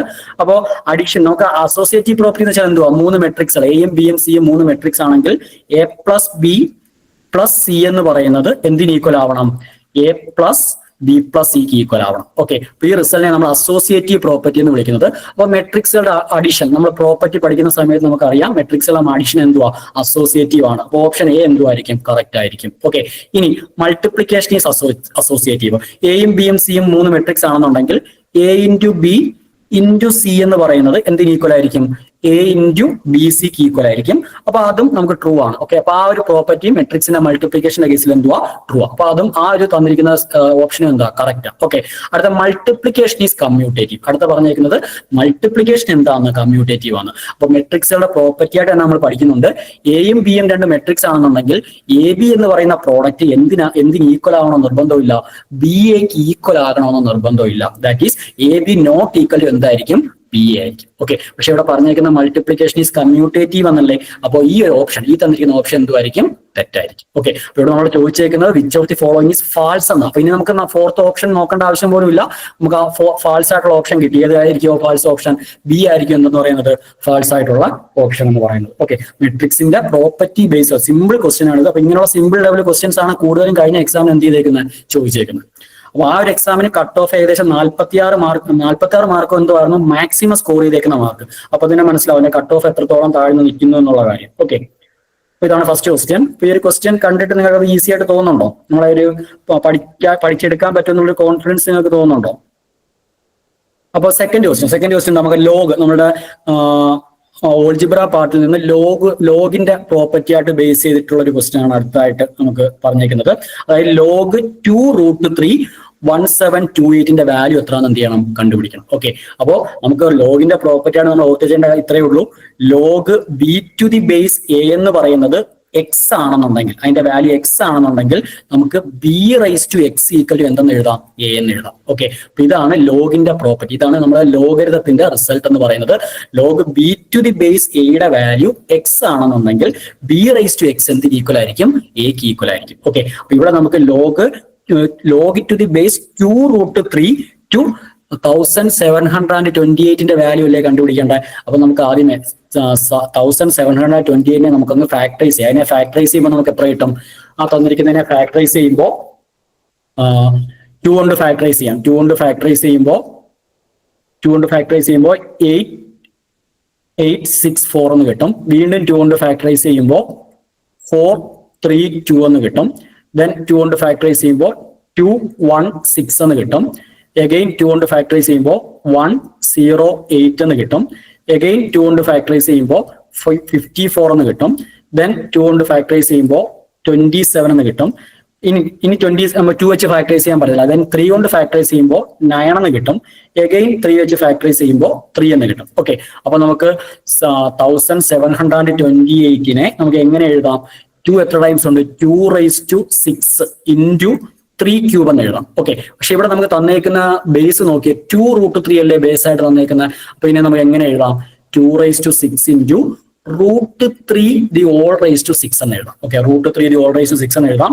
Therefore 2√3 the whole raised to 6 എന്ന് എഴുതാം. ഓക്കെ, അപ്പൊ ഇവിടെ നമുക്ക് ഈ തന്നിരിക്കുന്ന പ്രോപ്പർട്ടി അനുസരിച്ച് നമുക്ക് 2√3 the whole raised to 6 ആണ് എന്തെന്ന് പറയുന്നത് നമ്മുടെ 1728 എന്ന് പറയുന്നത്. Therefore എക്സിന്റെ വാല്യൂ എത്ര ആയിരിക്കും? 6 ആയിരിക്കും. അപ്പൊ ഓപ്ഷൻ ഏതായിരിക്കും കറക്റ്റ്? ഓപ്ഷൻ സി ആയിരിക്കും എന്തെന്ന് പറയുന്നത് കറക്റ്റ് എന്ന് പറയുന്നത്. ഓക്കെ, അപ്പൊ ഇങ്ങനെയുള്ള നമുക്ക് സിമ്പിൾ ആയിട്ട് നമുക്ക് പ്രാക്ടീസ് ഉണ്ടെന്നുണ്ടെങ്കിൽ നമുക്ക് പെട്ടെന്ന് തന്നെ ചെയ്യാൻ പറ്റുന്ന ക്വസ്റ്റ്യൻസ് നമുക്ക് ഇതിനകത്ത് ചോദിക്കുന്ന ഈ ഒരു മാത്സ് ആൻഡ് സ്റ്റാറ്റിസ് സെക്ഷനിൽ നിന്ന് നമുക്ക് കൂടുതലും ചോദിക്കുന്നത്. ഓക്കെ, അപ്പൊ ഈ ഒരു ക്വസ്റ്റ്യന്റെ ആ ഒരു മെത്തേഡ് ക്ലിയർ ആണല്ലോ. അടുത്ത മൂന്നാമത്തെ ക്വസ്റ്റ്യൻ ഇത് നമ്മളെ QA നമ്മളെ ക്വാണ്ടിറ്റേറ്റീവ് ആപ്റ്റിറ്റ്യൂഡ് എന്നുള്ളൊരു ക്വസ്റ്റ്യൻ ആണ്. അപ്പൊ ആ ഒരു ക്വസ്റ്റ്യൻ നമുക്കൊന്ന് ജസ്റ്റ് ഒന്ന് നോക്കാം. എന്തോ ക്വസ്റ്റ്യൻ പറഞ്ഞേക്കുന്നത്, if an amount of 12,540 is divided among A, B and C. Okay, 3 പേർക്ക് എത്ര രൂപ? 12,540 രൂപ 3 പേർക്കായിട്ട് വീതിച്ചു കൊടുത്തു. അങ്ങനെയാണെങ്കിൽ A shall receive 3/7 as much as B and C together receive. Okay, അതായത് എക്ക് ബിക്കും സിക്കും കിട്ടിയതിന്റെ എത്ര പാർട്ടേ കിട്ടിയിട്ടുള്ളൂ? 3/7 പാർട്ടേ എന്ത് ചെയ്തിട്ടുള്ളൂ? എക്ക് കിട്ടിയിട്ടുള്ളൂ. അങ്ങനെയാണെങ്കിൽ എക്ക് കിട്ടിയ എമൗണ്ട് എത്ര എന്ന് വേണം നമുക്ക് എന്ത് ചെയ്യാൻ? കണ്ടുപിടിക്കാം. എക്ക് എത്ര രൂപയാണ് കിട്ടിയെന്നുള്ള കാര്യം നമുക്ക് എന്ത് ചെയ്യണം? കണ്ടുപിടിക്കാം. ഓക്കെ, അപ്പോൾ നമുക്ക് സിമ്പിൾ ആയിട്ട് ചെയ്യാൻ ഇതാണ് നമ്മൾ മെത്തേഡ്. നമ്മൾ പ്രാക്ടീസ് ഉണ്ടെന്നുണ്ടെങ്കിൽ പെട്ടെന്ന് തന്നെ അതിന് ആൻസർ കണ്ടുപിടിക്കാൻ പറ്റും. അപ്പോൾ എക്ക് കിട്ടിയെന്ന് പറയുന്നത് ബിക്കും സിക്കും കൂടെ കിട്ടിയതിന്റെ എത്ര പാർട്ടാണ്? 3/7 പാർട്ട്. Okay, 3/7 part. അപ്പൊ ഈ B+C താഴെ വരുമ്പോൾ A/B+C നമുക്ക് എങ്ങനെ എഴുതാം? A/B+C 3/7 എന്ന് എഴുതാം. ദാറ്റ് മീൻസ് ഇതിനെ നമ്മൾ റേഷ്യോയിലേക്ക് മാറ്റും. ഇത് റേഷ്യോ ബേസ്ഡ് ക്വസ്റ്റ്യൻ ആയത്. ഓക്കെ, അപ്പൊ A/B+C എന്നുള്ളത് നമുക്ക് 3:7 എന്ന് എഴുതാം. 3:7 എന്ന് എഴുതാം. അതായത് എക്ക് 3 യൂണിറ്റ് ആണ് കിട്ടിയേക്കുന്നത് എങ്കിൽ ബിക്കും സിക്കും കൂടെ എത്ര യൂണിറ്റ് കിട്ടി? 7 യൂണിറ്റ് കിട്ടി. ഓക്കെ, 7 യൂണിറ്റ് കിട്ടി. ഓക്കെ, അപ്പോ ഇവിടെ എക്ക് 3 യൂണിറ്റ് കിട്ടിയിട്ടുണ്ട്, ബിക്കും സിക്കും കൂടെ 7 യൂണിറ്റ് കിട്ടിയിട്ടുണ്ട്. അപ്പൊ ടോട്ടൽ എത്ര യൂണിറ്റ് ആയിരിക്കും? 10 യൂണിറ്റ് ആയിരിക്കത്തില്ലേ? അപ്പൊ 10 യൂണിറ്റ് എന്ന് പറയുന്നത് എന്തിന് ഈക്വലാ? നമ്മളെ 12,540ക്ക് ഈക്വൽ ആയിരിക്കും. ഓക്കെ, അപ്പൊ അതിനകത്ത് നിന്ന് 1 യൂണിറ്റ് എന്നുള്ളത് നമുക്ക് 10 വെച്ച് ഡിവൈഡ് ചെയ്യാം. 10 വെച്ച് ഡിവൈഡ് ചെയ്യുമ്പോൾ 1200 എത്ര എന്ന് കിട്ടും? 54 എന്ന് കിട്ടും. ഓക്കെ, അപ്പൊ 1 യൂണിറ്റ് 1254 ആണെന്നുണ്ടെങ്കിൽ നമുക്ക് എക്ക് കിട്ടിയത് എത്ര യൂണിറ്റ് നമ്മൾ പറഞ്ഞേക്കുന്നത്? എക്ക് കിട്ടിയേക്കുന്ന 3 യൂണിറ്റ് എന്നല്ലേ പറഞ്ഞേക്കുന്നത്. അപ്പൊ കണ്ടുപിടിക്കാൻ എന്ത് ചെയ്താൽ മതി? 1254 നമ്മൾ എന്തുകൊണ്ട് മൾട്ടിപ്ലൈ ചെയ്താൽ മതി? 3 കൊണ്ട് മൾട്ടിപ്ലൈ ചെയ്താൽ മതി. അപ്പൊ 3 കൊണ്ട് മൾട്ടിപ്ലൈ ചെയ്യുമ്പോൾ നമുക്ക് ആൻസർ എത്ര കിട്ടും? 3768 എന്ന് കിട്ടും. അപ്പൊ ഇത് നമ്മളെ QA ബേസ്ഡ് ക്വസ്റ്റൻ. അപ്പൊ QA ഈ ഒരു ക്വസ്റ്റൻ ആയിരുന്നു കഴിഞ്ഞ ഒരു എക്സാമിന് എന്ത് ചെയ്തേക്കുന്നത്? ചോദിച്ചേക്കുന്നത്. അപ്പൊ ഈ ഒരു 3 ക്വസ്റ്റ്യൻ നമ്മൾ മാത്സിൽ നിന്നുള്ള 2 ക്വസ്റ്റ്യനും ചെയ്തു. ഇപ്പൊ QA എന്നുള്ള ഒരു ക്വസ്റ്റ്യൻ ഇപ്പൊ നമ്മൾ ചെയ്തിട്ടുണ്ട്. നെക്സ്റ്റ് നമുക്ക് സ്റ്റാറ്റിൽ നിന്നുള്ള ഒരു ക്വസ്റ്റ്യൻ നോക്കാം. ഓക്കെ, സ്റ്റാറ്റിൽ നിന്നുള്ള ക്വസ്റ്റ്യൻ നോക്കാം. അപ്പൊ നോക്കി, സ്റ്റാറ്റിൽ നിന്ന് ചോദിച്ചൊരു ക്വസ്റ്റ്യൻ ഇതായിരുന്നു. If A continuous random variable X has A PDF of the form f of x equal to 2x/9 where 0 less than or equal to x less than or equal to, അപ്പൊ അതിന്റെ support എന്ന് പറഞ്ഞാൽ 0 less than or equal to x less than or equal to 3 ആണ്. അങ്ങനെയാണെങ്കിൽ ഈ തന്നിരിക്കുന്നത് എന്ത് കണ്ടുപിടിക്കണം? മീഡിയന്റെ വാല്യൂ എത്രയാണെന്ന് എന്ത് ചെയ്യണം? കണ്ടുപിടിക്കണം. മീഡിയന്റെ വാല്യൂ എത്രയാണെന്ന് കണ്ടുപിടിക്കണം. അപ്പോൾ നമുക്കറിയാം എന്തുവാ മീഡിയൻ എന്ന് വെച്ച് കഴിഞ്ഞാൽ നമ്മൾ സ്റ്റാറ്റിസ്റ്റിക്കലി നമ്മൾ പഠിക്കുന്ന ഒരു ടേമാണ് ആരെന്ന് പറയുന്നത്? മീഡിയൻ എന്ന് പറയുന്നത്. അതായത് എന്തുവാ മീഡിയൻ? തന്നിരിക്കുന്ന ഡേറ്റയുടെ മിഡിൽ വാല്യൂവിനെയാണ് നമ്മൾ എന്തെന്ന് വിളിക്കുന്നത്? മീഡിയൻ എന്ന് വിളിക്കുന്നത്. ഓക്കെ, നമ്മൾ തന്നിരിക്കുന്ന ഡേറ്റയെ അസെൻഡിങ് ഓർഡർ അല്ലെങ്കിൽ ഡിസെൻഡിങ് ഓർഡറിൽ അറേഞ്ച് ചെയ്യുമ്പോൾ മിഡിലിൽ വരുന്ന ഡേറ്റയാണ് നമ്മൾ എന്തെന്ന് വിളിക്കുന്നത്? ആ ഡേറ്റയുടെ മീഡിയൻ എന്ന് വിളിക്കുന്നത്. ക്ലിയർ ആണല്ലോ? അപ്പൊ ഇവിടെ നമുക്കൊരു കണ്ടിന്യൂസ് ഫ്രീക്വൻസി ഡിസ്ട്രിബ്യൂഷൻ. അപ്പൊ ഈ കണ്ടിന്യൂസ് ഫ്രീക്വൻസി ഡിസ്ട്രിബ്യൂഷന്റെ കേസിൽ മീഡിയൻ കണ്ടുപിടിക്കുന്നത് എങ്ങനെയാന്ന് വെച്ച് കഴിഞ്ഞാൽ നമുക്ക് ആ തന്നിരിക്കുന്നത് 0 തൊട്ട് ആ മീഡിയൻ വരെ നമുക്ക് ഇന്റഗ്രേറ്റ് ചെയ്യുമ്പോൾ, തന്നിരിക്കുന്ന ഫംഗ്ഷനെ നമുക്ക് ഇന്റഗ്രേറ്റ് ചെയ്യുമ്പോൾ നമുക്ക് കിട്ടുന്ന ആൻസർ എന്തുമായിരിക്കണം? 1/2 ആയിരിക്കണം. അതായത് ടോട്ടൽ പ്രോബബിലിറ്റി എന്ന് പറയുന്നത് എപ്പോഴും എന്തായിരിക്കും? ടോട്ടൽ പ്രോബബിലിറ്റി എന്ന് പറയുന്നത് എപ്പോഴും 1 ആയിരിക്കും. Therefore നമുക്ക് മീഡിയൻ വരെയുള്ള മിഡിൽ ഡേറ്റ വരെയുള്ള പ്രോബബിലിറ്റി എന്ന് പറഞ്ഞാൽ എത്ര ആയിരിക്കും? 1/2 ആയിരിക്കും. ഓക്കെ, അപ്പൊ നമുക്ക് ഇവിടെ 0 to m വരെ, m എന്ന് പറയുന്ന മീഡിയൻ വരെ നമുക്ക് ആരെ ഇന്റഗ്രേറ്റ് ചെയ്യുമ്പോൾ 2x/9 എന്ന് പറയുന്ന ഫംഗ്ഷനെ ഇന്റഗ്രേറ്റ് ചെയ്യുമ്പോൾ നമുക്ക് എത്ര കിട്ടും ആൻസർ? 1/2 എന്ന് കിട്ടും. അപ്പൊ ഇത് ഇന്റഗ്രേഷന്റെ റിസൾട്ടുകളൊക്കെ നമുക്ക് മാത്തമാറ്റിക്കലി ബാക്ക്ഗ്രൗണ്ട് ഉള്ള ഒരു സ്റ്റുഡന്റ് നമുക്ക് ഇത് പെട്ടെന്ന് ചെയ്യാവുന്നേ ഉള്ളൂ. അപ്പൊ 2/9 പുറത്തെടുക്കാം, 2/9 പുറത്തെടുക്കാം. ബാക്കി എക്സ് ഡി എക്സിനെ ഇന്റഗ്രേറ്റ് ചെയ്യുമ്പോൾ x²/2 എന്ന് കിട്ടും. എവിടെ തൊട്ട് എവിടെ വരെ ഇന്റഗ്രേറ്റ് ചെയ്ത് നമ്മളെ ലിമിറ്റ് കൊടുക്കേണ്ട 0 തൊട്ട് m വരാണ് ലിമിറ്റ് കൊടുക്കേണ്ടത്. വിച്ച് ഈസ് ഈക്വൽ ടു 1/2 ആ ടിക്കറ്റ് ചെയ്യാം. അപ്പൊ ഈ 2ഉം ക്യാൻസൽ ആയി പോകും. അപ്പോൾ 1/9 ഇൻറ്റു ഇവിടെ അപ്പർ ലിമിറ്റും ലോവർ ലിമിറ്റും കൊടുക്കുമ്പോൾ m² ഈക്വൽ ടു 1/2 എന്ന് കിട്ടും. അപ്പോൾ m²ന്റെ വാല്യൂ ഈ 9 അങ്ങ് അപ്പുറത്ത് പോകുമ്പോൾ 9/2 എന്ന് എഴുതാം. therefore m ഈക്വൽ ടു √9/2 എത്രയായിട്ട് മാറും? 3/√2 എന്ന് കിട്ടും. അപ്പോൾ 3/√2 ഓപ്ഷൻ സി ആയിരിക്കും എന്തെന്ന് പറയുന്നത് ആൻസർ എന്ന് പറയുന്നത്. ഓക്കെ, അപ്പൊ ഇതാണ് ആ ഒരു ക്വസ്റ്റ്യന്റെ മെത്തേഡ് എന്ന് പറയുന്നത്. അപ്പൊ ഇതും കഴിഞ്ഞ എക്സാമിന് ചോദിച്ചൊരു ക്വസ്റ്റ്യൻ. ഇതൊക്കെ പ്രോബബിലിറ്റി ബേസ്ഡ്, പ്രോബബിലിറ്റി തിയറി എന്നുള്ള ക്വസ്റ്റ്യൻസ്. ഓക്കെ, ഒരു ക്വസ്റ്റ്യൻ കൂടെ ഉണ്ട്, നമുക്ക് സ്റ്റാർട്ട് ചെയ്ത് നോക്കാം. അപ്പോൾ അതിനകത്ത് പറഞ്ഞേക്കുന്നത് എന്തുവാ? If x and y are 2 independent random variables with respective moment generating function, expectation of e⁻t(x) എന്ന് പറയുന്നത് 1/4 into e⁻0t, e⁻1t plus e⁻2t plus e⁻3t. Okay, and expectation of e⁻ty എന്ന് പറയുന്നത് 1/4 into e⁻0t plus e⁻4t plus e⁻8t plus e⁻12t ആണല്ലോ. അങ്ങനെയാണെങ്കിൽ then possible values of z equal to x plus y. X plus വൈക്ക് possible ആയിട്ടുള്ള values എന്തൊക്കെയാണ് വേണം ചെയ്യാൻ? കണ്ടുപിടിക്കാൻ. ഓക്കെ, അപ്പോ നമുക്ക് മൊമെന്റ് ജനറേറ്റിംഗ് ഫംഗ്ഷൻ എന്താന്ന് വെച്ച് കഴിഞ്ഞാൽ എക്സ്പെക്ടേഷൻ ഓഫ് e⁻tx വിളിക്കുന്ന പേരാണ് മൊമെന്റ് ജനറേറ്റിംഗ് ഫംഗ്ഷൻ. അപ്പൊ അതിന്റെ വാല്യൂ ഇവാലുവേറ്റ് ചെയ്യുന്ന ഇക്വേഷൻ ഇത്രയേ ഉള്ളൂ. സിഗ്മ, ഇതൊരു ഈ തന്നിരിക്കുന്ന എക്സും വൈയും ഡിസ്ക്രീറ്റ് ഫ്രീക്വൻസി ഡിസ്ട്രിബ്യൂഷൻസ് ആയതുകൊണ്ട് നമുക്ക് ഇതിനെ എങ്ങനെ എഴുതാം? സിഗ്മ f(x) ഇൻറ്റു നമ്മളെ പ്രോബബിലിറ്റി f(x) ഇൻറ്റു e⁻tx എന്ന് എഴുതാം. അപ്പൊ ഇവിടെ എല്ലാം നോക്കിയേ, ഇവിടെ 1/4 ആണ് കോമൺ ആയിട്ട് മൾട്ടിപ്ലൈ ചെയ്തേക്കുന്ന നമ്പർ. അപ്പൊ ഈ രണ്ട് എക്സ് എന്ന് പറയുന്ന റാൻഡം വേരിയബിളിന്റെയും വൈ എന്ന് പറയുന്ന റാൻഡം വേരിയബിളിന്റെയും പ്രോബബിലിറ്റി എന്തായിരിക്കും? 1/4 ആയിരിക്കും. ഓക്കെ, രണ്ടിന്റെയും പ്രോബബിലിറ്റി എത്ര ആയിരിക്കും? 1/4 ആയിരിക്കും. പിന്നെ ഇവിടെയുള്ള എക്സിന്റെ വേരിയേഷൻ നമുക്കിവിടെ വന്നേക്കുന്ന വാല്യൂസ് ആരൊക്കെയാ? എക്സിന്റെ വേരിയേഷൻ 0 ഉണ്ട്, എക്സിന്റെ വേരിയേഷൻ 1 ഉണ്ട്, എക്സിന്റെ വേരിയേഷൻ 2 ഉണ്ട്, ആൻഡ് എക്സിന്റെ വേരിയേഷൻ എത്ര ഉണ്ട്? 3 ഉണ്ട്. അപ്പൊ എക്സിന് പെർമിസിബിൾ ആയിട്ടുള്ള വാല്യൂസ് എന്ന് പറയുമ്പോൾ സി പോസിബിളാ, 1 പോസിബിളാ, 2 പോസിബിളാ, ആൻഡ് 3 പോസിബിളാ. ഓക്കെ, അടുത്ത രണ്ടാമത്തെ മൊമെന്റ് ജനറേറ്റിംഗ് ഫംഗ്ഷൻ നോക്കുമ്പോൾ അവിടെ വൈക്ക് പോസിബിൾ ആയിട്ടുള്ള വാല്യൂസ് ആരൊക്കെയാ? വൈക്ക് കറസ്പോണ്ടിങ് ആയിട്ടുള്ള വാല്യൂസ് വൈക്ക് 0 പോസിബിൾ ആണ്, 4 പോസിബിൾ ആണ്, 8 പോസിബിൾ ആണ്, ആൻഡ് 12 പോസിബിൾ ആണ്. ഓക്കെ, നമ്മളോട് ചോദിച്ചേക്കുന്ന എക്സ് പ്ലസ് വൈ ആരൊക്കെ പോസിബിൾ ആണെന്നല്ലേ ചോദിച്ചേക്കുന്നത്. അപ്പൊ എക്സ് പ്ലസ് വൈ ആരൊക്കെ പോസിബിൾ ആ? 0 + 0 0 പോസിബിൾ ആ, 0 + 4 4 പോസിബിൾ ആ, 0 + 8 8 പോസിബിൾ ആ, 0 + 12 12 പോസിബിൾ ആ. ഓക്കെ, അടുത്ത 1 + 0 1 പോസിബിൾ ആ, 1 + 4 5 പോസിബിൾ ആ, 1 + 8 9 പോസിബിൾ ആ, 1 + 12 13 പോസിബിൾ ആ. നെക്സ്റ്റ് 2 + 0 2 പോസിബിൾ ആ, 2 + 4 6 പോസിബിൾ ആ, 2 + 8 10 പോസിബിൾ ആ, 2 + 12 14 പോസിബിൾ ആ. ദെൻ 3 + 0 3 പോസിബിൾ ആ, 3 + 4 7 പോസിബിൾ ആ, അടുത്ത 11 പോസിബിൾ ആ, ആൻഡ് 15 പോസിബിൾ ആ. അപ്പോ z equal to x plus വൈക്ക് പോസിബിൾ ആയിട്ടുള്ള വാല്യൂസ് എന്ന് പറയുമ്പോൾ ആരൊക്കെ എക്സ് പ്ലസ് വൈക്ക് പോസിബിൾ ആയിട്ടുള്ള വാല്യൂസ്? 0 തൊട്ട് 15 വരെയുള്ള എല്ലാ വാല്യൂസും ആർക്ക് പറ്റും? നമുക്ക് z എന്ന് പറയുന്ന വേരിയബിളിന് എടുക്കാനായിട്ട് പറ്റും. ഓക്കെ, അപ്പൊ ഈ തന്നിരിക്കുന്ന ഓപ്ഷൻസ് ചെക്ക് ചെയ്യുമ്പോൾ എ ബി സി ഡി, അതിനകത്ത് നാലാമത്തെ ഡി എന്ന് പറയുന്ന ഓപ്ഷൻ ആണ് എന്തെന്ന് പറയുന്നത് 0 to 50 വരെയുള്ള ഇത് പറയുന്നത്. ഏതായിരിക്കും കറക്റ്റ് എന്ന് പറയുന്നത്? ഓപ്ഷൻ ഡി ആയിരിക്കും എന്തെന്ന് പറയുന്നത് കറക്റ്റ് എന്ന് പറയുന്നത്. ഓക്കെ, അപ്പൊ ഈ ലെവലിലുള്ള ക്വസ്റ്റ്യൻസ് ആയിരുന്നു നമുക്ക് കൂടുതൽ. കുറച്ച് സിമ്പിൾ ആയിട്ടുള്ള നമ്മുടെ ഒരു വെബിനാർ ആയതുകൊണ്ട് നമുക്ക് കൂടുതൽ ഡിഫിക്കൽട്ട് ക്വസ്റ്റ്യനിലേക്ക് നമുക്ക് പോകാൻ പറ്റത്തില്ല. അപ്പൊ അത് റിലേറ്റീവ്ലി നമുക്ക് പെട്ടെന്ന് ആൻസർ ചെയ്യാൻ പറ്റത്ത രീതിക്കുള്ള കുറച്ച് ക്വസ്റ്റ്യൻസ് ആണ് ഇപ്പോൾ ഡിസ്കസ് ചെയ്തത്. അപ്പൊ ഈ ഒരു ക്വസ്റ്റ്യൻസ് ഒക്കെ കാണുമ്പോൾ നിങ്ങൾക്ക് മനസ്സിലാവും ഏത് ലെവലിൽ നമ്മൾ ആ ഒരു എക്സാമിനെ അറ്റൻഡ് ചെയ്യണമെന്നൊരു ഐഡിയ നിങ്ങൾക്ക് കിട്ടും. അപ്പൊ അത്രയും മാത്രമേ ഈ ഒരു സെക്ഷൻ കൊണ്ട് ഞാൻ ഉദ്ദേശിച്ചുള്ളൂ. അപ്പൊ ഇനി നമുക്ക് നിങ്ങളുടെ ക്ലാസ് ഒക്കെ ജോയിൻ ചെയ്തതിനു ശേഷം ഡീറ്റെയിൽ ആയിട്ടുള്ള കാര്യങ്ങളൊക്കെ എന്ത് ചെയ്യാം, അടുത്ത ക്ലാസ്സുകളായിട്ട് നമുക്ക് എന്ത് ചെയ്യാം, ഡിസ്കസ് ചെയ്യാം. അപ്പൊ നെക്സ്റ്റ് നമുക്ക് എക്കണോമിക്സിന്റെ കാര്യങ്ങൾ ഡിസ്കസ് ചെയ്യാനായിട്ട് നമ്മളെ മിസ് ഉണ്ട്. അപ്പൊ അതിന്റെ സെക്ഷൻ നിങ്ങൾക്ക് ആ മിസ് അടുത്തതായിട്ട് കണ്ടക്ട് ചെയ്യുന്നതായിരിക്കും. ഓക്കെ, അപ്പൊ ഒരു ഐഡിയ കിട്ടിയല്ലോ എല്ലാവർക്കും. ഇതുമായിട്ട് ബന്ധപ്പെട്ട മാത്സ് ആൻഡ് സ്റ്റാറ്റ് ബേസ് എങ്ങനെയൊക്കെയാന്നുള്ള കാര്യത്തിൽ ഒരു ഐഡിയ കിട്ടിയല്ലോ. ഓക്കെ ആണോ?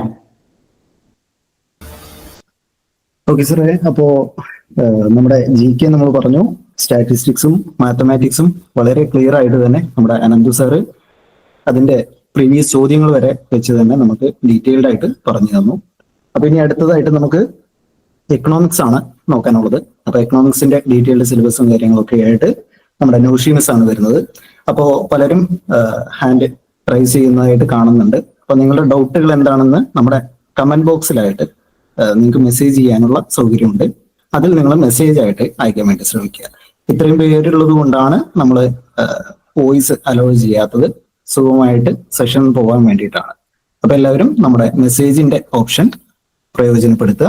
നമ്മുടെ എക്കണോമിക്സുമായിട്ട് നമ്മുടെ നൗഷീംസ് ജോയിൻ ചെയ്യും. Miss welcome.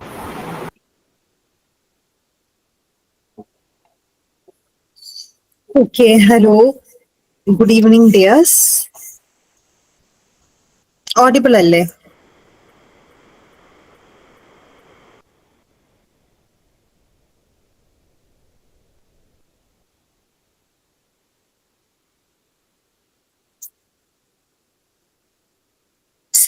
Okay.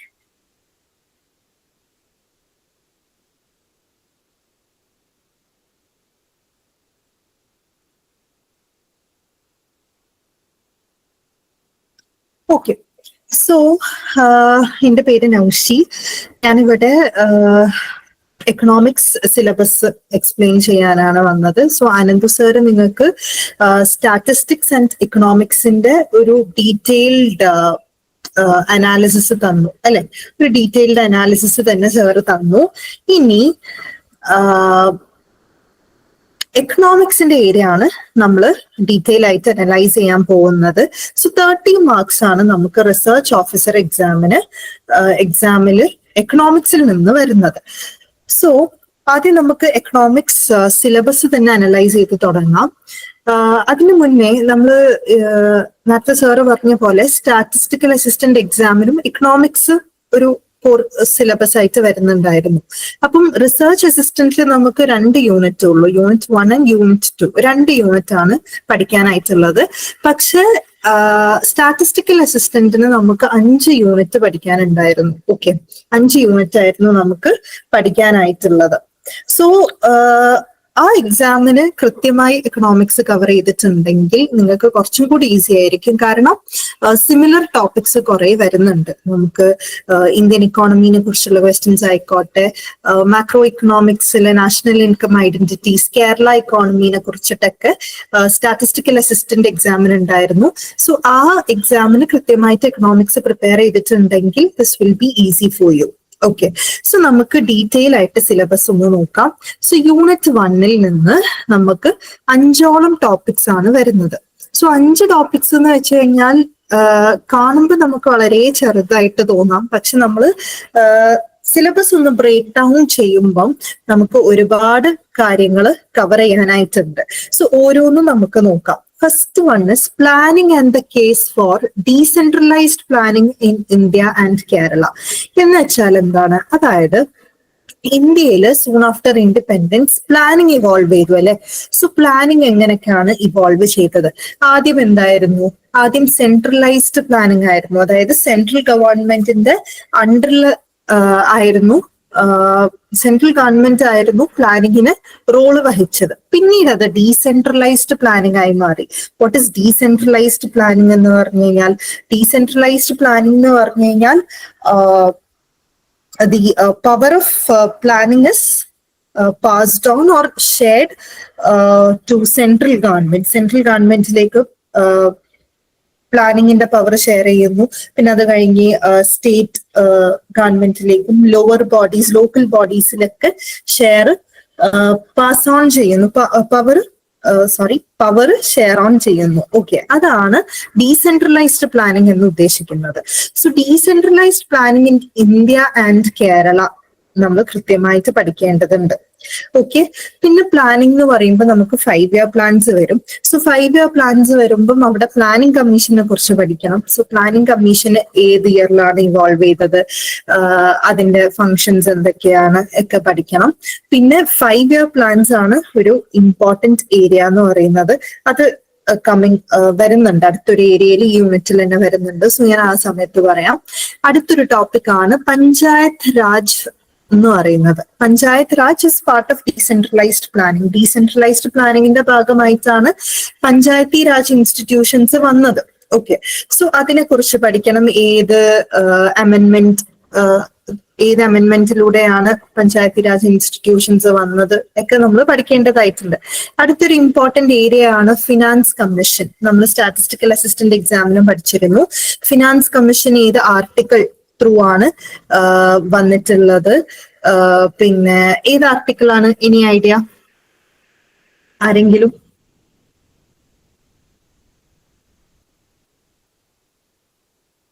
ആർട്ടിക്കിൾ 280 ആണ്. Yes, correct. ആർട്ടിക്കിൾ 280 ആണ് ഫിനാൻസ് കമ്മീഷൻ. ത്രൂ ആർട്ടിക്കിൾ 280 ആണ് ഫിനാൻസ് കമ്മീഷൻ എസ്റ്റാബ്ലിഷ് ചെയ്തത്. സോ അതിന്റെ ചെയർമാൻ ആരൊക്കെയാണ്? കറന്റ് ഫിനാൻസ് കമ്മീഷനെ കുറിച്ച് നമ്മൾ ഐഡിയ വേണം. പിന്നെ എത്രാമത്തെ ഫിനാൻസ് കമ്മീഷനാണ് ഇപ്പം കറന്റ്ലി ഫങ്ഷനിങ് ചെയ്യുന്നത്, എന്നീ കാര്യങ്ങളൊക്കെ നമ്മൾ അറിഞ്ഞിരിക്കണം. അടുത്തതാണ് ഫിസ്ക്കൽ ഡെവല്യൂഷൻ എന്ന് പറയുന്നത്. എന്താണ് ഫിസ്ക്കൽ ഡെവല്യൂഷൻ എന്ന് പറയുന്നത്? ഫിസ്ക്കൽ ഡെവല്യൂഷൻ എന്ന് പറയുന്നത് ട്രാൻസ്ഫറിങ് ഓഫ് പവേഴ്സ് ആണ്. പക്ഷെ transferring of powers and responsibilities of financial resources from centre to state or local bodies. Financial റിസോഴ്സസിന്റെ പവറും റെസ്പോൺസിബിലിറ്റീസും ഷെയർ ചെയ്യുന്നതാണ്. പല ലെവൽ ഓഫ് ഗവൺമെന്റ്സിലേക്ക് ഷെയർ ചെയ്യുന്നതിനാണ് നമ്മൾ ഫിസ്ക്കൽ ഡെവല്യൂഷൻ എന്ന് പറയുന്നത്. ഇനി യൂണിറ്റ് 1 തന്നെ അടുത്തൊരു പാർട്ടാണ് ബഡ്ജറ്റ് പ്രിപ്പറേഷൻ ആൻഡ് എക്സിക്യൂഷൻ എന്ന് പറയുന്നത്. സോ ബഡ്ജറ്റ് എന്ന് പറയുന്നത് നമുക്കൊരു ഇന്ത്യന്റെ ഒരു പിക്ചർ കിട്ടാൻ ഹെൽപ്പ് ചെയ്യുന്ന ഒരു ഡോക്യുമെന്റ് ആണ് ബഡ്ജറ്റ് എന്ന് പറയുന്നത്, അല്ലെ? സോ അതെങ്ങനെയാണ് പ്രിപ്പയർ ചെയ്യുന്നത്, അതിന്റെ എക്സിക്യൂഷൻ എങ്ങനെയാണ്, പിന്നെ കറന്റ് ഹൈലൈറ്റ്സ്, നിങ്ങൾ എക്സാം എഴുതാൻ പോകുമ്പോൾ ഉള്ള കറന്റ് ബഡ്ജറ്റ് ഏതാണോ ആ കറന്റ് ബഡ്ജറ്റിന്റെ ഹൈലൈറ്റ്സ് അറിഞ്ഞിരിക്കണം. ആ കംപ്ലീറ്റ് ബഡ്ജറ്റ് വായിച്ച് പഠിക്കണം എന്നല്ല, പക്ഷെ കറന്റ് ഹൈലൈറ്റ്സ് ഉണ്ടാവും. ആ ഹൈലൈറ്റ്സ് ഇമ്പോർട്ടന്റ് ആണ്. ബിക്കോസ് നമുക്ക് കറന്റ് അഫയേഴ്സ് റിലേറ്റഡ് കാര്യങ്ങളും എക്കണോമിക്സിലുണ്ട്. സോ അതിൽ വരുന്ന ഒന്നാണ് ബഡ്ജറ്റ്. സോ കൃത്യമായിട്ട് ബഡ്ജറ്റിന്റെ ഹൈലൈറ്റ്സ് നമ്മൾ അറിഞ്ഞിരിക്കണം. അതില് പറഞ്ഞിട്ടുള്ള കുറച്ച് സ്കീംസ് ഉണ്ടാവും, അതിനെ കുറിച്ച് അറിഞ്ഞിരിക്കണം. പിന്നെ വരുന്ന ഒരു കറന്റ് അഫയർ പാർട്ട് എന്ന് പറയുന്നത് എക്കണോമിക് സർവേ ആണ്. ഇപ്പൊ എക്കണോമിക് സർവേ റിപ്പോർട്ട് നമ്മൾ കൃത്യമായിട്ട് അറിഞ്ഞിരിക്കണം. എക്കണോമിക് സർവേ റിപ്പോർട്ട് നമ്മൾ അറിഞ്ഞിരിക്കണം, അതിന്റെ ഹൈലൈറ്റ്സും. പിന്നെ RBI റിപ്പോർട്ട്സ് ഉണ്ടാവും, അതൊക്കെ നമ്മൾ എന്താണ് ഒരു ജനറൽ ഐഡിയ ഉണ്ടാക്കി വെക്കണം. ഓക്കെ, അടുത്തതാണ് നമ്മുടെ മാക്രോ ഇക്കണോമിക്സിലൊക്കെ നിന്ന് വരുന്ന ഒരു ടോപ്പിക്കാണ് national income and related concept എന്ന് പറയുന്നത്. So national income and related കോൺസെപ്റ്റിൽ ഫസ്റ്റ് നമ്മൾ അറിഞ്ഞിരിക്കേണ്ട കാര്യം എന്താണ്? നാഷണൽ ഇൻകം ഐഡന്റിറ്റീസ് ആണ്. നമുക്കൊരു 8ഓളം ഐഡന്റിറ്റീസ് വരുന്നുണ്ട്. അതായത് ഏതൊക്കെയാണത്? GDP, GNP, NDP, okay, and NNP. GDP, GNP, NDP, NNP. ഈ 4 എന്താണ്? ഈ 4 ഫാക്ടർ കോസ്റ്റും മാർക്കറ്റ് പ്രൈസും നോക്കുമ്പോൾ നമുക്ക് 8 ഐഡന്റിറ്റീസ് ഉണ്ടാവും. ഒന്നും കൂടി പറഞ്ഞുതരാം. GDP, NDP, GNP, NNP, ഇത് 4 factor cost and market price എത്രയാണ് എന്നുള്ളത് അല്ല, അതിന്റെ ഐഡന്റിറ്റീസ് ഫോർമുല നമ്മൾ കറക്റ്റ് ആയിട്ട് അറിഞ്ഞിരിക്കണം. സോ 8ഓളം ഐഡന്റിറ്റീസ് ഇമ്പോർട്ടന്റ് ആണ്. ക്വസ്റ്റ്യൻ വന്നിട്ടുണ്ട്. ഓക്കെ, കുറച്ച് ഐഡന്റിറ്റീസ് ഓപ്ഷൻസിൽ തന്നിട്ട് ഇതിൽ തെറ്റായ ഐഡന്റിറ്റി ഏതാന്ന് ചോദിച്ചിട്ടൊരു ക്വസ്റ്റ്യൻ എക്സാമിന് വന്നിട്ടുണ്ട്. അടുത്തതാണ് trends and pattern of national income growth. Trends and pattern of national income growth എന്ന് പറയുമ്പോൾ നമ്മുടെ ഇന്ത്യന്റെ നാഷണൽ ഇൻകത്തിന്റെ ഗ്രോത്ത് കറക്റ്റ് ആയിട്ട് അറിഞ്ഞിരിക്കണം. ഗ്രോത്ത് എന്ന് പറയുമ്പോൾ നമ്മൾ അതിന്റെ ട്രെൻഡ് ഒരു 1947 തൊട്ട് പ്രസന്റ് കറന്റ് വരെയുള്ള നാഷണൽ ഇൻകത്തിന്റെ ഗ്രോത്ത് ഏത് രീതിയിലാണ് ആ ഗ്രാഫ് പോയിട്ടുള്ളത് എന്ന് നമ്മൾ അറിഞ്ഞിരിക്കണം. അത് പറയുമ്പോൾ നമുക്ക് ഇപ്പം 1947 തൊട്ട് ഹിന്ദു ഗ്രോത്ത് റേറ്റ് എന്ന് നിങ്ങൾ കേട്ടിട്ടുണ്ടാവും. 1947 ഗ്രോത്തിന് പറഞ്ഞ പേരായിരുന്നു ഹിന്ദു ഗ്രോത്ത് റേറ്റ്. അപ്പൊ അത് ആരാണ് ഹിന്ദു ഗ്രോത്ത് റേറ്റ് എന്ന ടേം കൊണ്ടുവന്നത്? എത്ര ആയിരുന്നു ആ growth rate? Current growth rate എങ്ങനെയാണ്? പിന്നെ അതിനുശേഷം എങ്ങനെയൊക്കെയാണ് നാഷണൽ ഇൻകത്തിന്റെ ഗ്രോത്ത്? ഇന്ത്യന്റെ ട്രെൻഡ് എന്താണ്? അത്തരത്തിലുള്ള കാര്യങ്ങൾ നമ്മൾ അറിഞ്ഞിരിക്കണം. Next one is methods of calculating national income. Methods of calculating national income എന്ന് പറയുന്നത് നമുക്ക് 3 മെത്തേഡ്സ് ആണ് ഉള്ളത്. ഓക്കെ, 3 മെത്തേഡ്സ് ആണ് നമുക്ക് നാഷണൽ ഇൻകം കാൽക്കുലേഷനിൽ വരുന്നത്. അത് ഏതൊക്കെയാണ്? Product method, expenditure method, income method. ഈ 3 മെത്തേഡും മെത്തേഡിലും എങ്ങനെയാണ് നാഷണൽ ഇൻകം കാൽക്കുലേറ്റ് ചെയ്യുന്നത് and what are their shortcomings എന്നുള്ളത് നമ്മൾ അറിഞ്ഞിരിക്കേണ്ടതാണ്. ഓക്കെ, അടുത്തതാണ് primary, secondary and tertiary sectors of Indian economy and their contribution towards GDP. അതായത് നമ്മുടെ ഇന്ത്യൻ ഇക്കോണമിയിലെ 3 സെക്ടേഴ്സ് ആണ് പ്രൈമറി, സെക്കൻഡറി ആൻഡ് ടെർഷ്യറി എന്ന് പറയുന്നത്. സോ ഈ 3 സെക്ടേഴ്സും GDP-യിലേക്ക് കോൺട്രിബ്യൂട്ട് ചെയ്യുന്നത് എത്രത്തോളമാണ്? ഓക്കെ, പിന്നെ എംപ്ലോയ്മെന്റ് കോൺട്രിബ്യൂഷനും നമ്മൾ അറിഞ്ഞിരിക്കണം. GDP-യിലേക്ക് ഏറ്റവും കൂടുതൽ കോൺട്രിബ്യൂട്ട് ചെയ്യുന്ന ഒരു സെക്ടർ അല്ല ഏറ്റവും കൂടുതൽ എംപ്ലോയ്മെന്റിലേക്ക് കോൺട്രിബ്യൂട്ട് ചെയ്യുന്നത്. സോ അത് നമ്മൾ അറിഞ്ഞിരിക്കുക. And next is structural transformation of Indian economy. എന്താണ് സ്ട്രക്ചറൽ ട്രാൻസ്ഫർമേഷൻ എന്നതുകൊണ്ട് ഉദ്ദേശിക്കുന്നത്? സ്ട്രക്ചറൽ ട്രാൻസ്ഫർമേഷൻ എന്ന് പറയുമ്പം ഗ്രോത്ത് മാത്രമല്ല.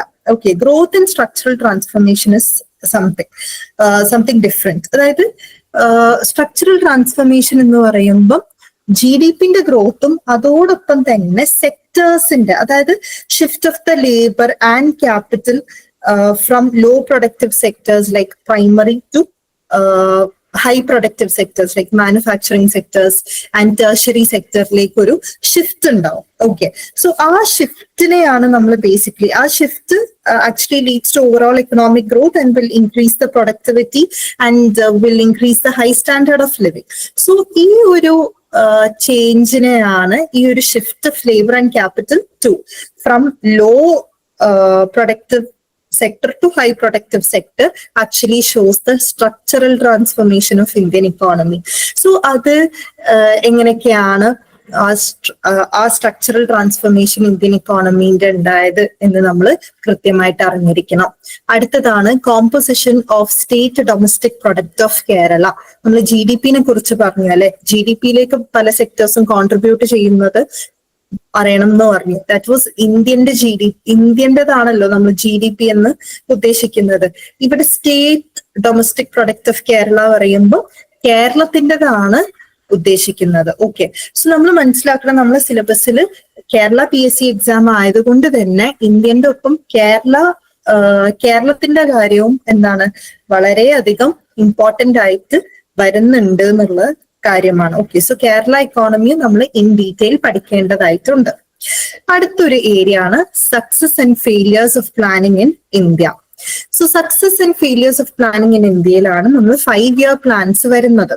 ഓക്കെ, സോ 5-year പ്ലാൻസ് നമുക്ക് എത്ര 5-year പ്ലാൻസ് ഉണ്ടായിരുന്നു? എനിവൺ?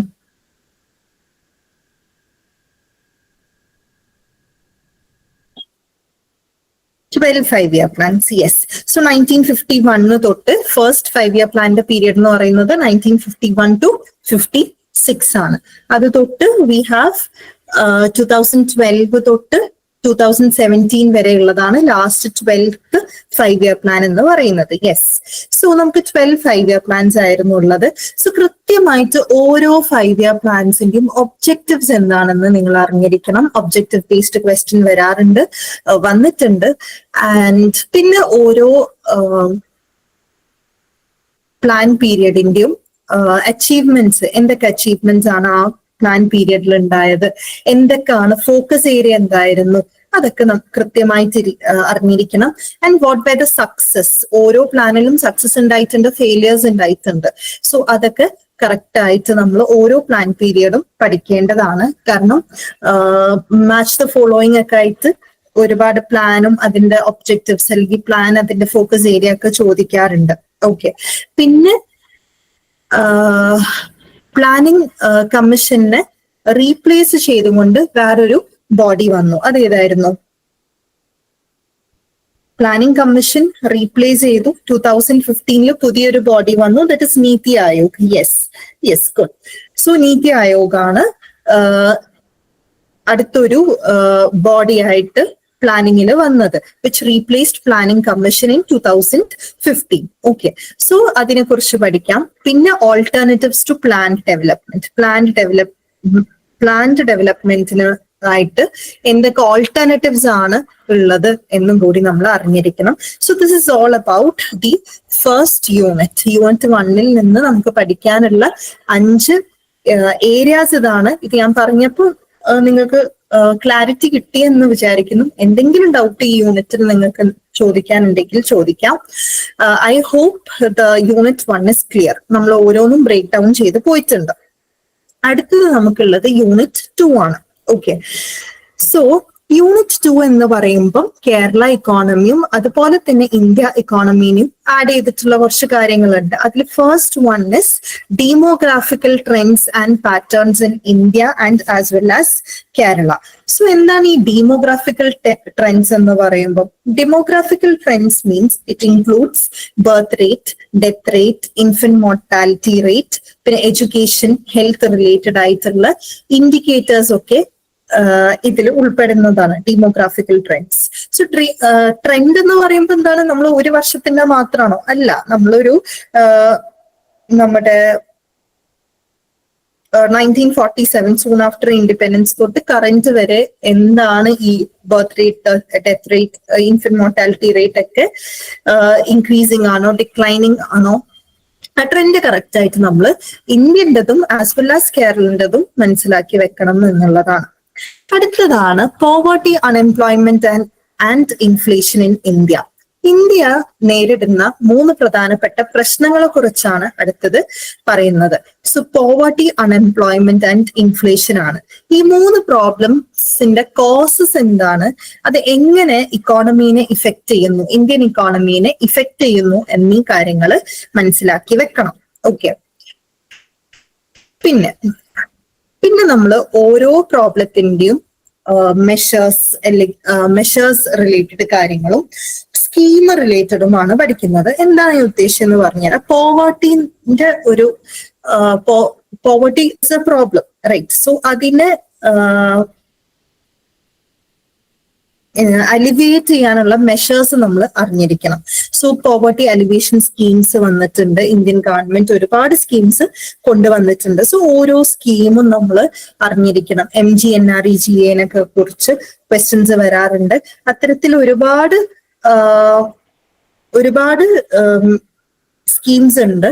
സോ അത് മേജർ സ്കീം ഏത് ഇയറിലാണ് വന്നത്, പിന്നെ വാട്ട് ഇസ് ദ ഫോക്കസ്, അതായത് എന്താണ് പ്രൊവൈഡ് ചെയ്യുന്നത്, ജോബ് പ്രൊവൈഡ് ചെയ്യുന്നതാണോ, അല്ലെങ്കിൽ എംപ്ലോയ്മെന്റ് ഓപ്പർച്യൂണിറ്റീസ് ആണോ, അല്ലെങ്കിൽ ഹൗസിംഗ് ഫെസിലിറ്റീസ് ആണോ, ഫുഡ് പ്രോഗ്രാം ആണോ, എന്താണ് അതിന്റെ മേജർ എയിം എന്നും കൂടി നമ്മൾ അറിഞ്ഞിരിക്കണം. പിന്നെ ഇൻഫ്ലേഷനുമായി ബന്ധപ്പെട്ട ഒന്നാണ് ഇൻഫ്ലേഷൻ ടാർഗറ്റിംഗ് എന്ന് പറയുന്നത്. അതിപ്പം ലേറ്റസ്റ്റ് ആയിട്ട് ഇൻഫ്ലേഷൻ ടാർഗറ്റ്സിൽ വന്ന ഒരു കാര്യം ഫ്ലെക്സിബിൾ ഇൻഫ്ലേഷൻ ടാർഗറ്റ്. അത് 2016 വന്ന ഒരു ഇന്ത്യയിൽ വന്നൊരു ഇതാണ് ഫ്ലെക്സിബിൾ ഇൻഫ്ലേഷൻ ടാർഗറ്റ് എന്ന് പറയുന്നത്. അതിന്റെ റേഞ്ച് എന്ന് പറയുന്നത് എന്താണ്?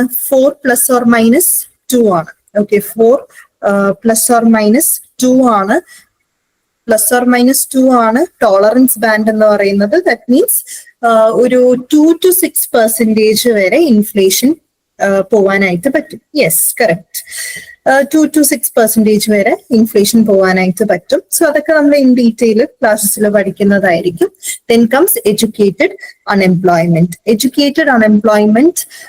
അൺഎംപ്ലോയ്മെന്റ് ഞാൻ പറഞ്ഞു, അതിന്റെ കോസസും ഇഫക്ട്സ് ഒക്കെ നമ്മൾ പഠിക്കും. ഇന്ത്യ നേരിടുന്ന ഒരു type of common type of unemployment എന്ന് പറയുന്നത് എഡ്യൂക്കേറ്റഡ് അൺഎംപ്ലോയ്മെന്റ് ആണ്. ആളുകൾ എഡ്യൂക്കേറ്റഡ് ആണ്, but still they are unemployed. So അതിനെ കുറിച്ച് പഠിക്കും. And man powering in Kerala. So educated unemployment and man powering in Kerala ആണ് നമ്മൾ പഠിക്കാനായിട്ട് പോകുന്നത്. ഇന്ത്യ ആൻഡ് കേരള പഠിക്കേണ്ടടുത്ത് അത് കൊടുത്തിട്ടുണ്ട്, കേരള മാത്രം ഫോക്കസ് ചെയ്യേണ്ടടുത്ത് അത് കൊടുത്തിട്ടുണ്ട്. സോ അത് കൃത്യമായിട്ട് നമ്മൾ മനസ്സിലാക്കണം. ഓക്കെ, പിന്നെ യെസ്, അണ്ടർ എംപ്ലോയ്മെന്റും ഒരു ഒരു പ്രധാനപ്പെട്ട പ്രശ്നം തന്നെ, ഒരു ടൈപ്പ് ഓഫ് അൺഎംപ്ലോയ്മെന്റ് ആണ് നമ്മള് ഇക്കോണമിയിൽ നേരിടുന്നത്. കറക്റ്റ്. സോ അടുത്തതാണ് മാൻ പവർ പ്ലാനിങ്. എന്താണ് ഈ മാൻ പവർ പ്ലാനിങ് എന്നതുകൊണ്ട് ഉദ്ദേശിക്കുന്നത്? അത് ചിലപ്പോൾ നിങ്ങൾക്കൊരു ന്യൂ ആയിട്ട് തോന്നാം. നമ്മൾ എപ്പോഴും കേൾക്കുന്ന ഒരു ഇതല്ല മാൻ പവർ പ്ലാനിങ് എന്ന് പറയുന്നത്.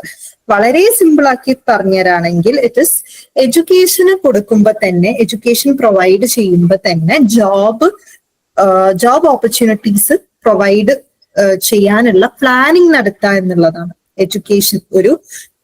ഒരു സ്റ്റുഡന്റ് എഡ്യൂക്കേറ്റഡ് ആകുമ്പോൾ ആ എഡ്യൂക്കേഷൻ പ്രൊവൈഡ് ചെയ്യുന്ന സമയം തന്നെ അവിടെ എന്താണ് ജോബ് ഓപ്പർച്യൂണിറ്റീസിനുള്ള, ആ കുട്ടി പഠിച്ചിറങ്ങുമ്പോഴേക്കും അവിടെ ജോബ് ഓപ്പർച്യൂണിറ്റീസ് റെഡി ആയിരിക്കണം ആ കുട്ടീനെ ഹയർ ചെയ്യാനായിട്ട് എന്നുള്ള ഒരു പ്ലാനിങ്ങിനെയാണ് മാൻ പവർ പ്ലാനിങ് എന്ന് ഉദ്ദേശിക്കുന്നത്.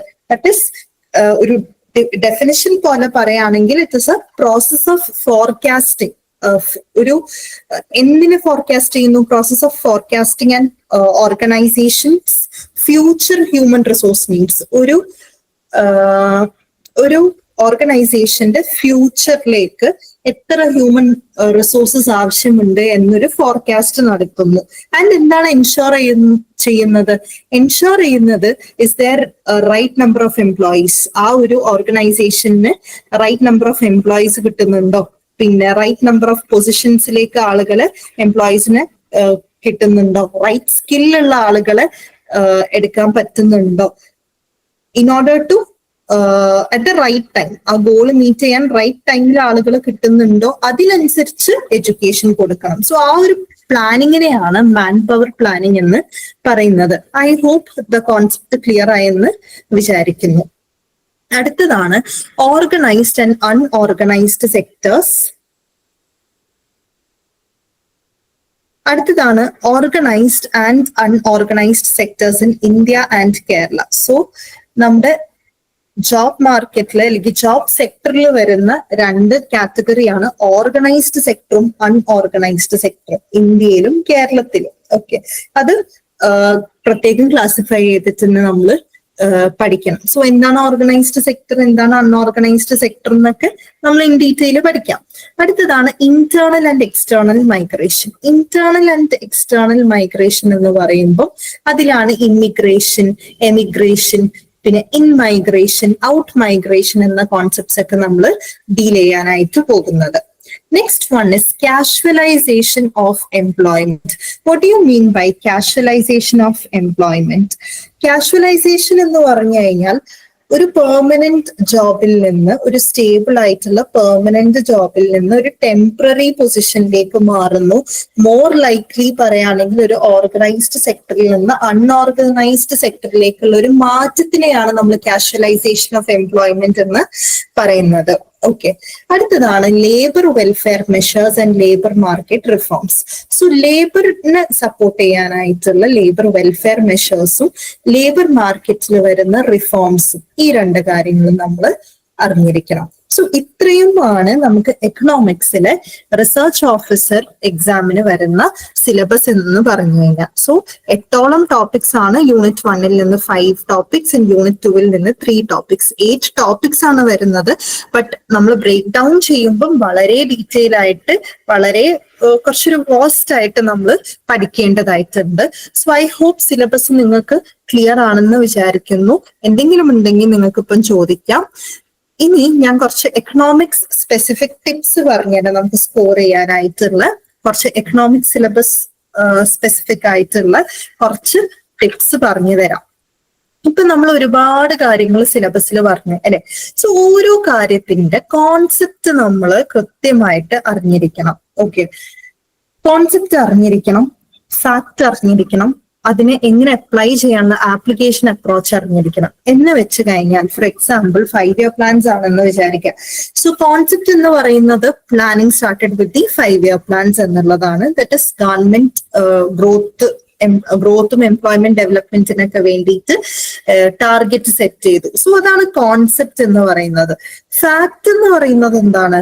അതേ ടോപ്പിക്കില് ഫാക്ട് എന്ന് പറയുമ്പോൾ ഓരോ 5-year പ്ലാൻസും എന്താണ് ഫോക്കസ് കൊടുത്തത്, what were the objectives of each 5-year plan, ഇതാണ് ഫാക്ട് എന്ന് പറയുന്നത്.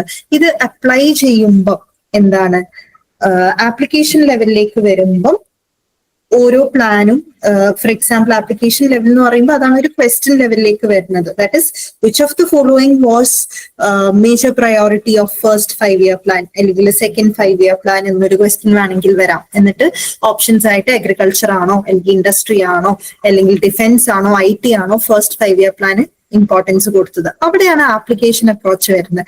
നമ്മൾ കോൺസെപ്റ്റ് പഠിക്കുന്നു, ഫാക്ട് പഠിക്കുന്നു, അത് അപ്ലൈ ചെയ്യുന്നു, ആപ്ലിക്കേഷൻ അപ്രോച്ച്.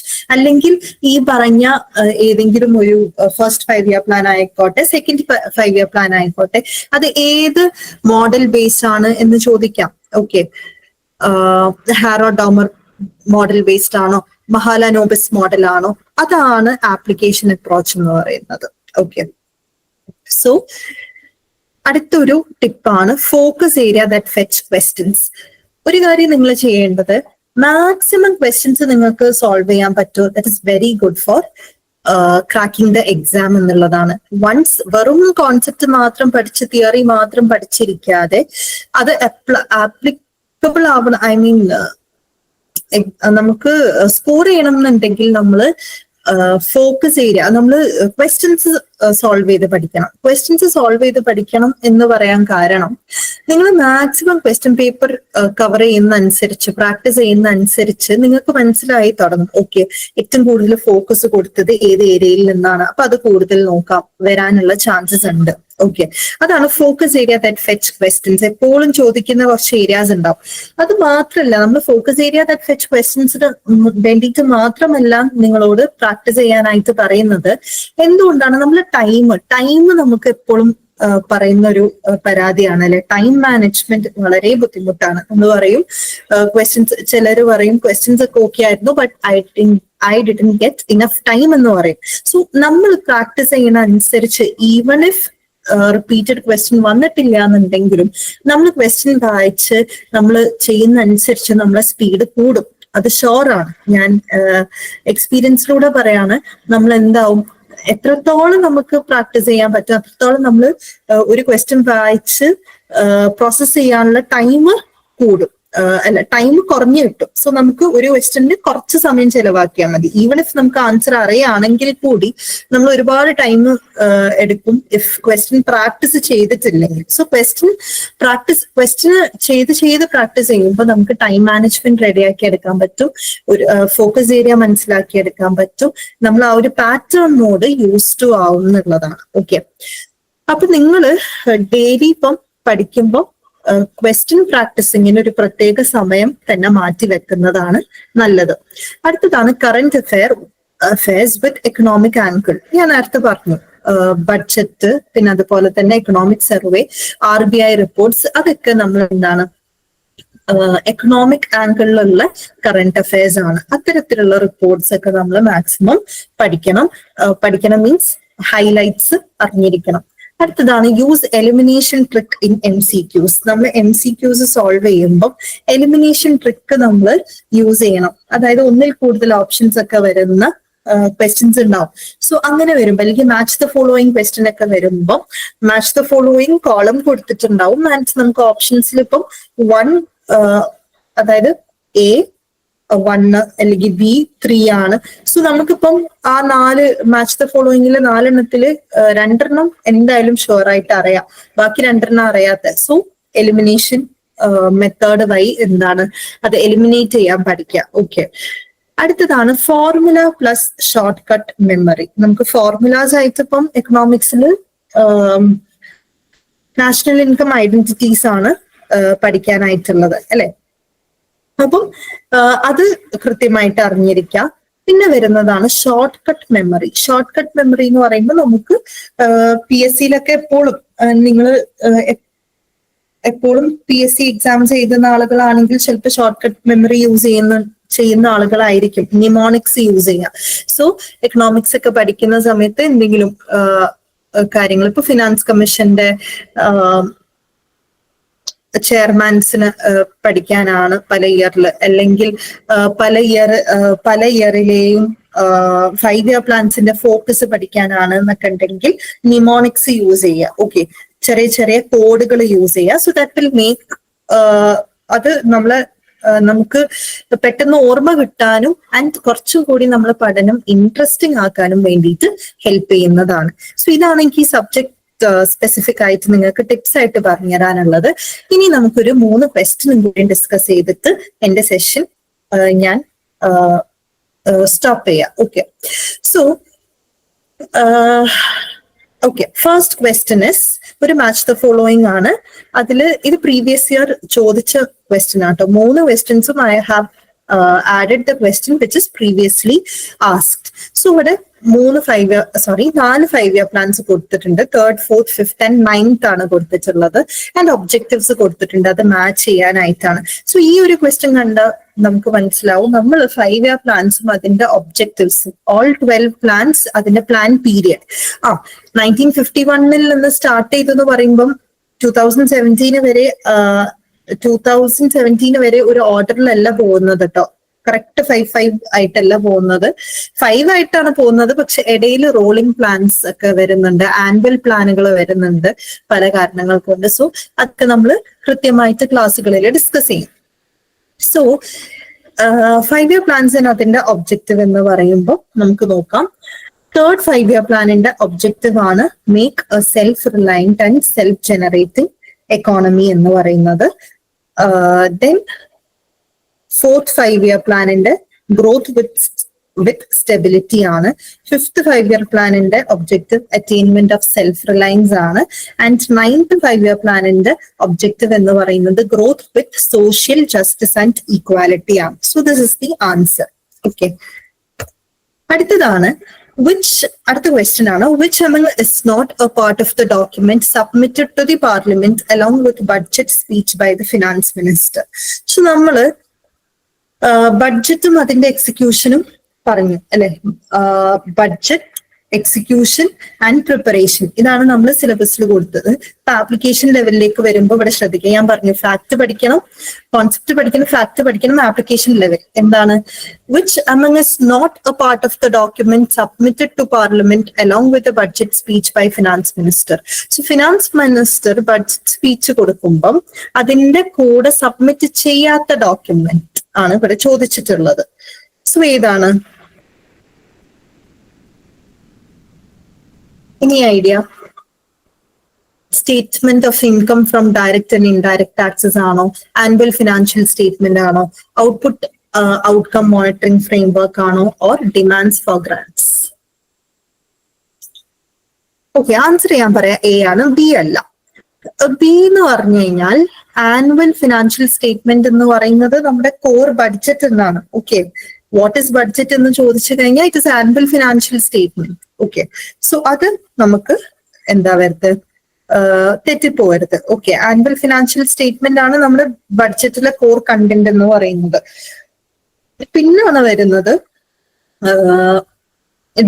പിന്നെ നമുക്കുള്ള 2 കാര്യങ്ങൾ, ഔട്ട്പുട്ട് ഔട്ട്കം മോണിറ്ററിംഗ് ഫ്രെയിംവർക്കും ഡിമാൻഡ് ഫോർ ഗ്രാൻസ്. എന്താണ് ഡിമാൻഡ് ഫോർ ഗ്രാൻസ്, DG എന്ന് പറയുന്നത് എന്താണ്? അതായത് expenditure request to the ministries. Different മിനിസ്ട്രിയിലേക്ക് എക്സ്പെൻഡിച്ചർ റിക്വസ്റ്റ് പോകും. അതായത് റവന്യൂ എക്സ്പെൻഡിച്ചറും ഉണ്ട്, ക്യാപിറ്റൽ എക്സ്പെൻഡിച്ചറും ഉണ്ട്. അതാണ് ഡിമാൻഡ്സ് ഫോർ ഗ്രാൻസ് എന്നതുകൊണ്ട് ഉദ്ദേശിക്കുന്നത്. ഓക്കെ, പിന്നെ വരുന്നതാണ് ഔട്ട്പുട്ട് ഔട്ട്കം മോണിറ്ററിംഗ് ഫ്രെയിംവർക്ക്. എന്താണ് ഔട്ട്പുട്ട് ഔട്ട്കം മോണിറ്ററിംഗ് ഫ്രെയിംവർക്ക് എന്നതുകൊണ്ട് ഉദ്ദേശിക്കുന്നത്?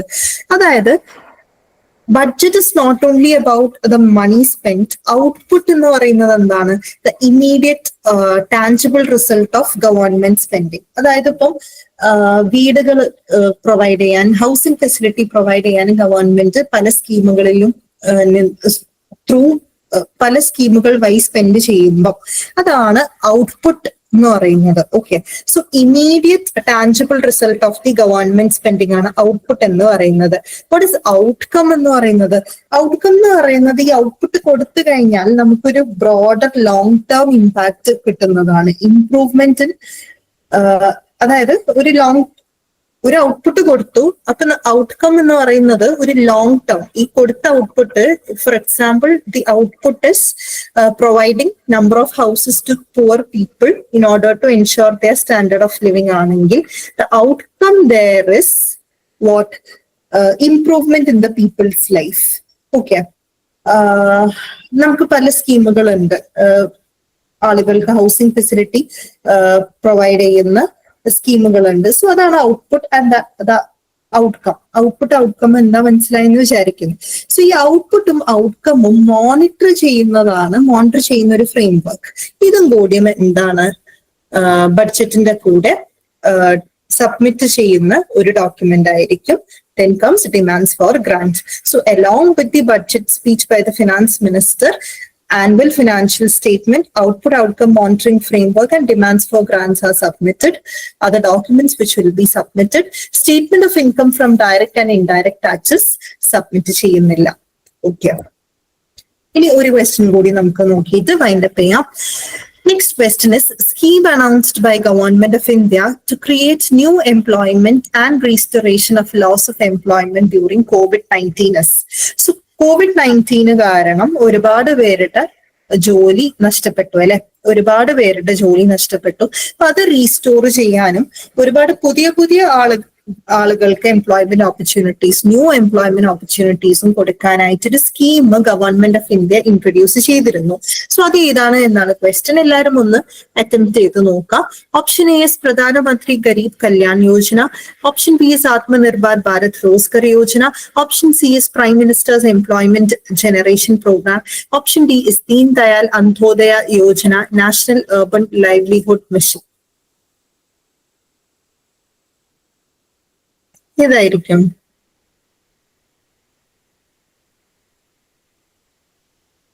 യെസ്, ബി ആണ്. കുറച്ച് പേര് ബി എന്ന് പറഞ്ഞിട്ടുണ്ട്. ബി ആണ്, ആത്മനിർഭർ ഭാരത് റോസ്ഗർ യോജന. ABRY ആണ്.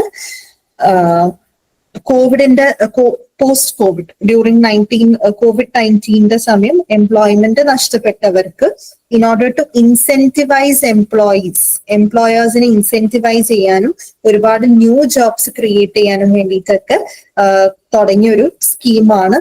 ആൻഡ് ഓൾസോ ജോബ് നഷ്ടപ്പെട്ടവർക്ക് സോഷ്യൽ സെക്യൂരിറ്റി പ്രൊവൈഡ് ചെയ്യാനും സോഷ്യൽ സെക്യൂരിറ്റി സപ്പോർട്ടും കൂടി ഈ ഒരു സ്കീമുമായി കൊടുത്തിട്ടുണ്ടായിരുന്നു. Okay, so that is all about the questions. അപ്പൊ നമ്മള് രണ്ട് ക്വസ്റ്റ്യൻസ് യൂണിറ്റ് 1-ൽ നിന്നും ഒരു ക്വസ്റ്റ്യൻ യൂണിറ്റ് 2-ൽ നിന്ന് ഡിസ്കസ് ചെയ്തിട്ടുണ്ട്. സോ ഐ ഹോപ്പ് നിങ്ങൾക്കിപ്പം എന്തൊക്കെയാണ് നമ്മൾ എക്കണോമിക്സ് ഏരിയയിൽ നിന്ന് പഠിക്കേണ്ടത് ആൻഡ് എങ്ങനെയൊക്കെയാണ് ക്വസ്റ്റ്യൻസ് വരേണ്ടത്, what are the tips you have to maintain while learning economics എന്ന് മനസ്സിലായെന്ന് വിചാരിക്കുന്നു. If you have any doubts നിങ്ങൾക്കിപ്പം ചോദിക്കാം.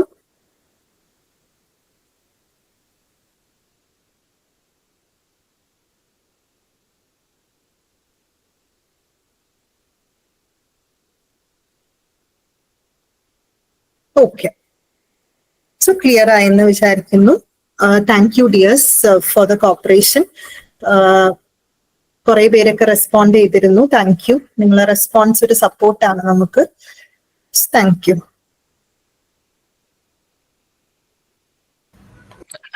ഓക്കെ, അപ്പോ താങ്ക് യു മിസ്സേ. എക്കണോമിക്സ് വളരെ ക്ലിയർ ആയിട്ട് തന്നെ PYQ അടക്കം ഉൾപ്പെടുത്തിക്കൊണ്ട് തന്നെ മിസ് വളരെ ക്ലിയർ ആയിട്ട് തന്നെ പറഞ്ഞിരുന്നു. Thank you. അപ്പൊ നമുക്ക് ബാക്കിയുള്ള കാര്യത്തിലേക്ക് നോക്കുമ്പോൾ നിങ്ങൾ ഇതുവരെ എന്താണ് പഠിക്കേണ്ടത് എന്ന് നമ്മൾ ഇതുവരെ പഠിച്ചു. ഓക്കെ, അപ്പൊ ഇനി എങ്ങനെ പഠിക്കണം എന്ന് ചോദിച്ചാൽ വളരെ ഒരു ഓർഡർ അനുസരിച്ച് തന്നെ, അതായത് നമ്മുടെ PYQ സെഷൻസ് നമുക്ക് നോക്കേണ്ടതുണ്ട്, മോഡൽ ക്വസ്റ്റ്യൻസ് ചെയ്യണം, അതിനു മുമ്പായിട്ട് സിലബസ് ഫുള്ളായിട്ട് കവറേജ് ചെയ്യേണ്ട ആവശ്യമുണ്ട്. അങ്ങനെ ഒരു ഓർഡറിൽ തന്നെ നിങ്ങൾ പഠിച്ചു പോവുകയാണെങ്കിൽ നിങ്ങൾക്ക് ഈ ഒരു റാങ്ക് ലിസ്റ്റിലേക്ക് സുഖമായിട്ട് തന്നെ എത്തിച്ചേരാനുള്ള ചാൻസസ് കൂടുതലാണ്.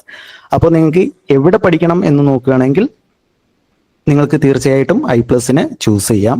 കാരണം I+ നിങ്ങളിവിടെ തന്നിരിക്കുന്ന ഓക്കെ കാണാമല്ലോ അല്ലെ.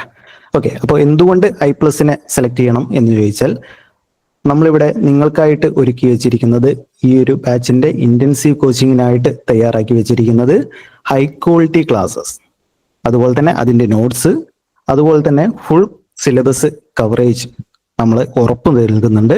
അതുപോലെ തന്നെ I+ നിങ്ങൾക്കായിട്ട് ടെസ്റ്റ് സീരീസും മോക്ക് ടെസ്റ്റുകളും നിങ്ങൾക്കായി ഒരുക്കിയിട്ടുണ്ട്. I+ നിങ്ങൾക്കായിട്ട് PYQ based sessions, PYQ discussions തയ്യാറാക്കി വെച്ചിട്ടുണ്ട്. അതുപോലെ തന്നെ I+ന്റെ ഏറ്റവും വലിയ പ്രത്യേകത എന്ന് പറയുമ്പോൾ നിങ്ങൾക്ക് ഇൻഡിവിജ്വൽ ഡൗട്ട് ക്ലിയറൻസിനുള്ള ഒരു സാഹചര്യം കൂടി നമ്മളിവിടെ ഒരുക്കി തരുന്നുണ്ട്. I+ റിസർച്ച് ഓഫീസർ എക്സാമിന് വേണ്ടിയിട്ടുള്ള ഓൺലൈൻ ഇന്റൻസീവ് കോച്ചിങ്ങിനുള്ള രജിസ്ട്രേഷൻ ഇപ്പോൾ സ്റ്റാർട്ട് ചെയ്തിട്ടുണ്ട്. നിങ്ങൾക്ക് വേണമെന്നുണ്ടെങ്കിൽ ഉടനെ തന്നെ ജോയിൻ ചെയ്യാവുന്നതാണ്. നമ്മുടെ കോഴ്സിന്റെ ഫീച്ചേഴ്സ് ആണ് നമ്മളിവിടെ കണ്ടത്. അപ്പോൾ എവിടെ പഠിക്കണം എന്ന് നോക്കുമ്പോൾ PSCയുടെ എല്ലാ പരീക്ഷയിലും 100-ലധികം ആളുകളെ മെയിൻ റാങ്കുകളിൽ എത്തിച്ച ഒരു ഇൻസ്റ്റിറ്റ്യൂട്ടിൽ തന്നെ വേണം നിങ്ങൾ പഠിക്കാൻ. അതിനായിട്ട് I+ന്റെ ടീം ഇവിടെ തയ്യാറാണ്. അപ്പൊ എത്രയും വേഗം തന്നെ നിങ്ങൾക്ക് ജോയിൻ ചെയ്യാവുന്നതാണ്. ജോയിൻ ചെയ്യാനുള്ള ഗൂഗിൾ ഫോം ഇവിടെ നമ്മുടെ കമന്റ് ബോക്സിലും നിങ്ങളുടെ മെസ്സേജിലും നൽകിയിട്ടുണ്ട്. അപ്പോൾ അവിടെ നിങ്ങൾക്ക് ഗൂഗിൾ ഫോം ഫില്ല് ചെയ്ത് ഞങ്ങളുടെ ടീം നിങ്ങളെ കോൺടാക്ട് ചെയ്യുന്നതാണ്. അല്ലെങ്കിൽ തന്നിരിക്കുന്ന നമ്പറിലേക്ക് നേരിട്ട് വിളിച്ചും നിങ്ങൾക്ക് ജോയിൻ ചെയ്യാവുന്നതാണ്. അപ്പോൾ ഈ ഒരു ഫെസ്റ്റിവൽ സീസണിൽ ഫെസ്റ്റിവലിന്റെ തൊട്ട് തലേ ദിവസം പോലും ഈ ഒരു രാത്രിയിലും ഇത്ര നേരം നമുക്ക് സഹകരിച്ചിരുന്ന എല്ലാ കൂട്ടുകാർക്കും thank you. Okay form fill ചെയ്തു എന്ന് പറയുന്നുണ്ട്. അപ്പൊ മറ്റു ഡൗട്ടുകളൊന്നും ഇല്ലെങ്കിൽ നമുക്ക് വൈൻഡ് അപ്പ് ചെയ്യാം അല്ലേ? ഓക്കെ, കോഴ്സ് ഫീ ഒക്കെ നമ്മുടെ ആ നമ്പറിലേക്ക് ജസ്റ്റ് ഒന്ന് കോൺടാക്ട് ചെയ്താൽ മതി. അല്ലെങ്കിൽ നിങ്ങൾ ആ ഫോം ഫില്ല് ചെയ്യുകയാണെങ്കിൽ നിങ്ങളെ നേരിട്ട് കണക്ട് ചെയ്യുന്നതായിരിക്കും കേട്ടോ. അപ്പൊ എല്ലാവർക്കും താങ്ക് യു.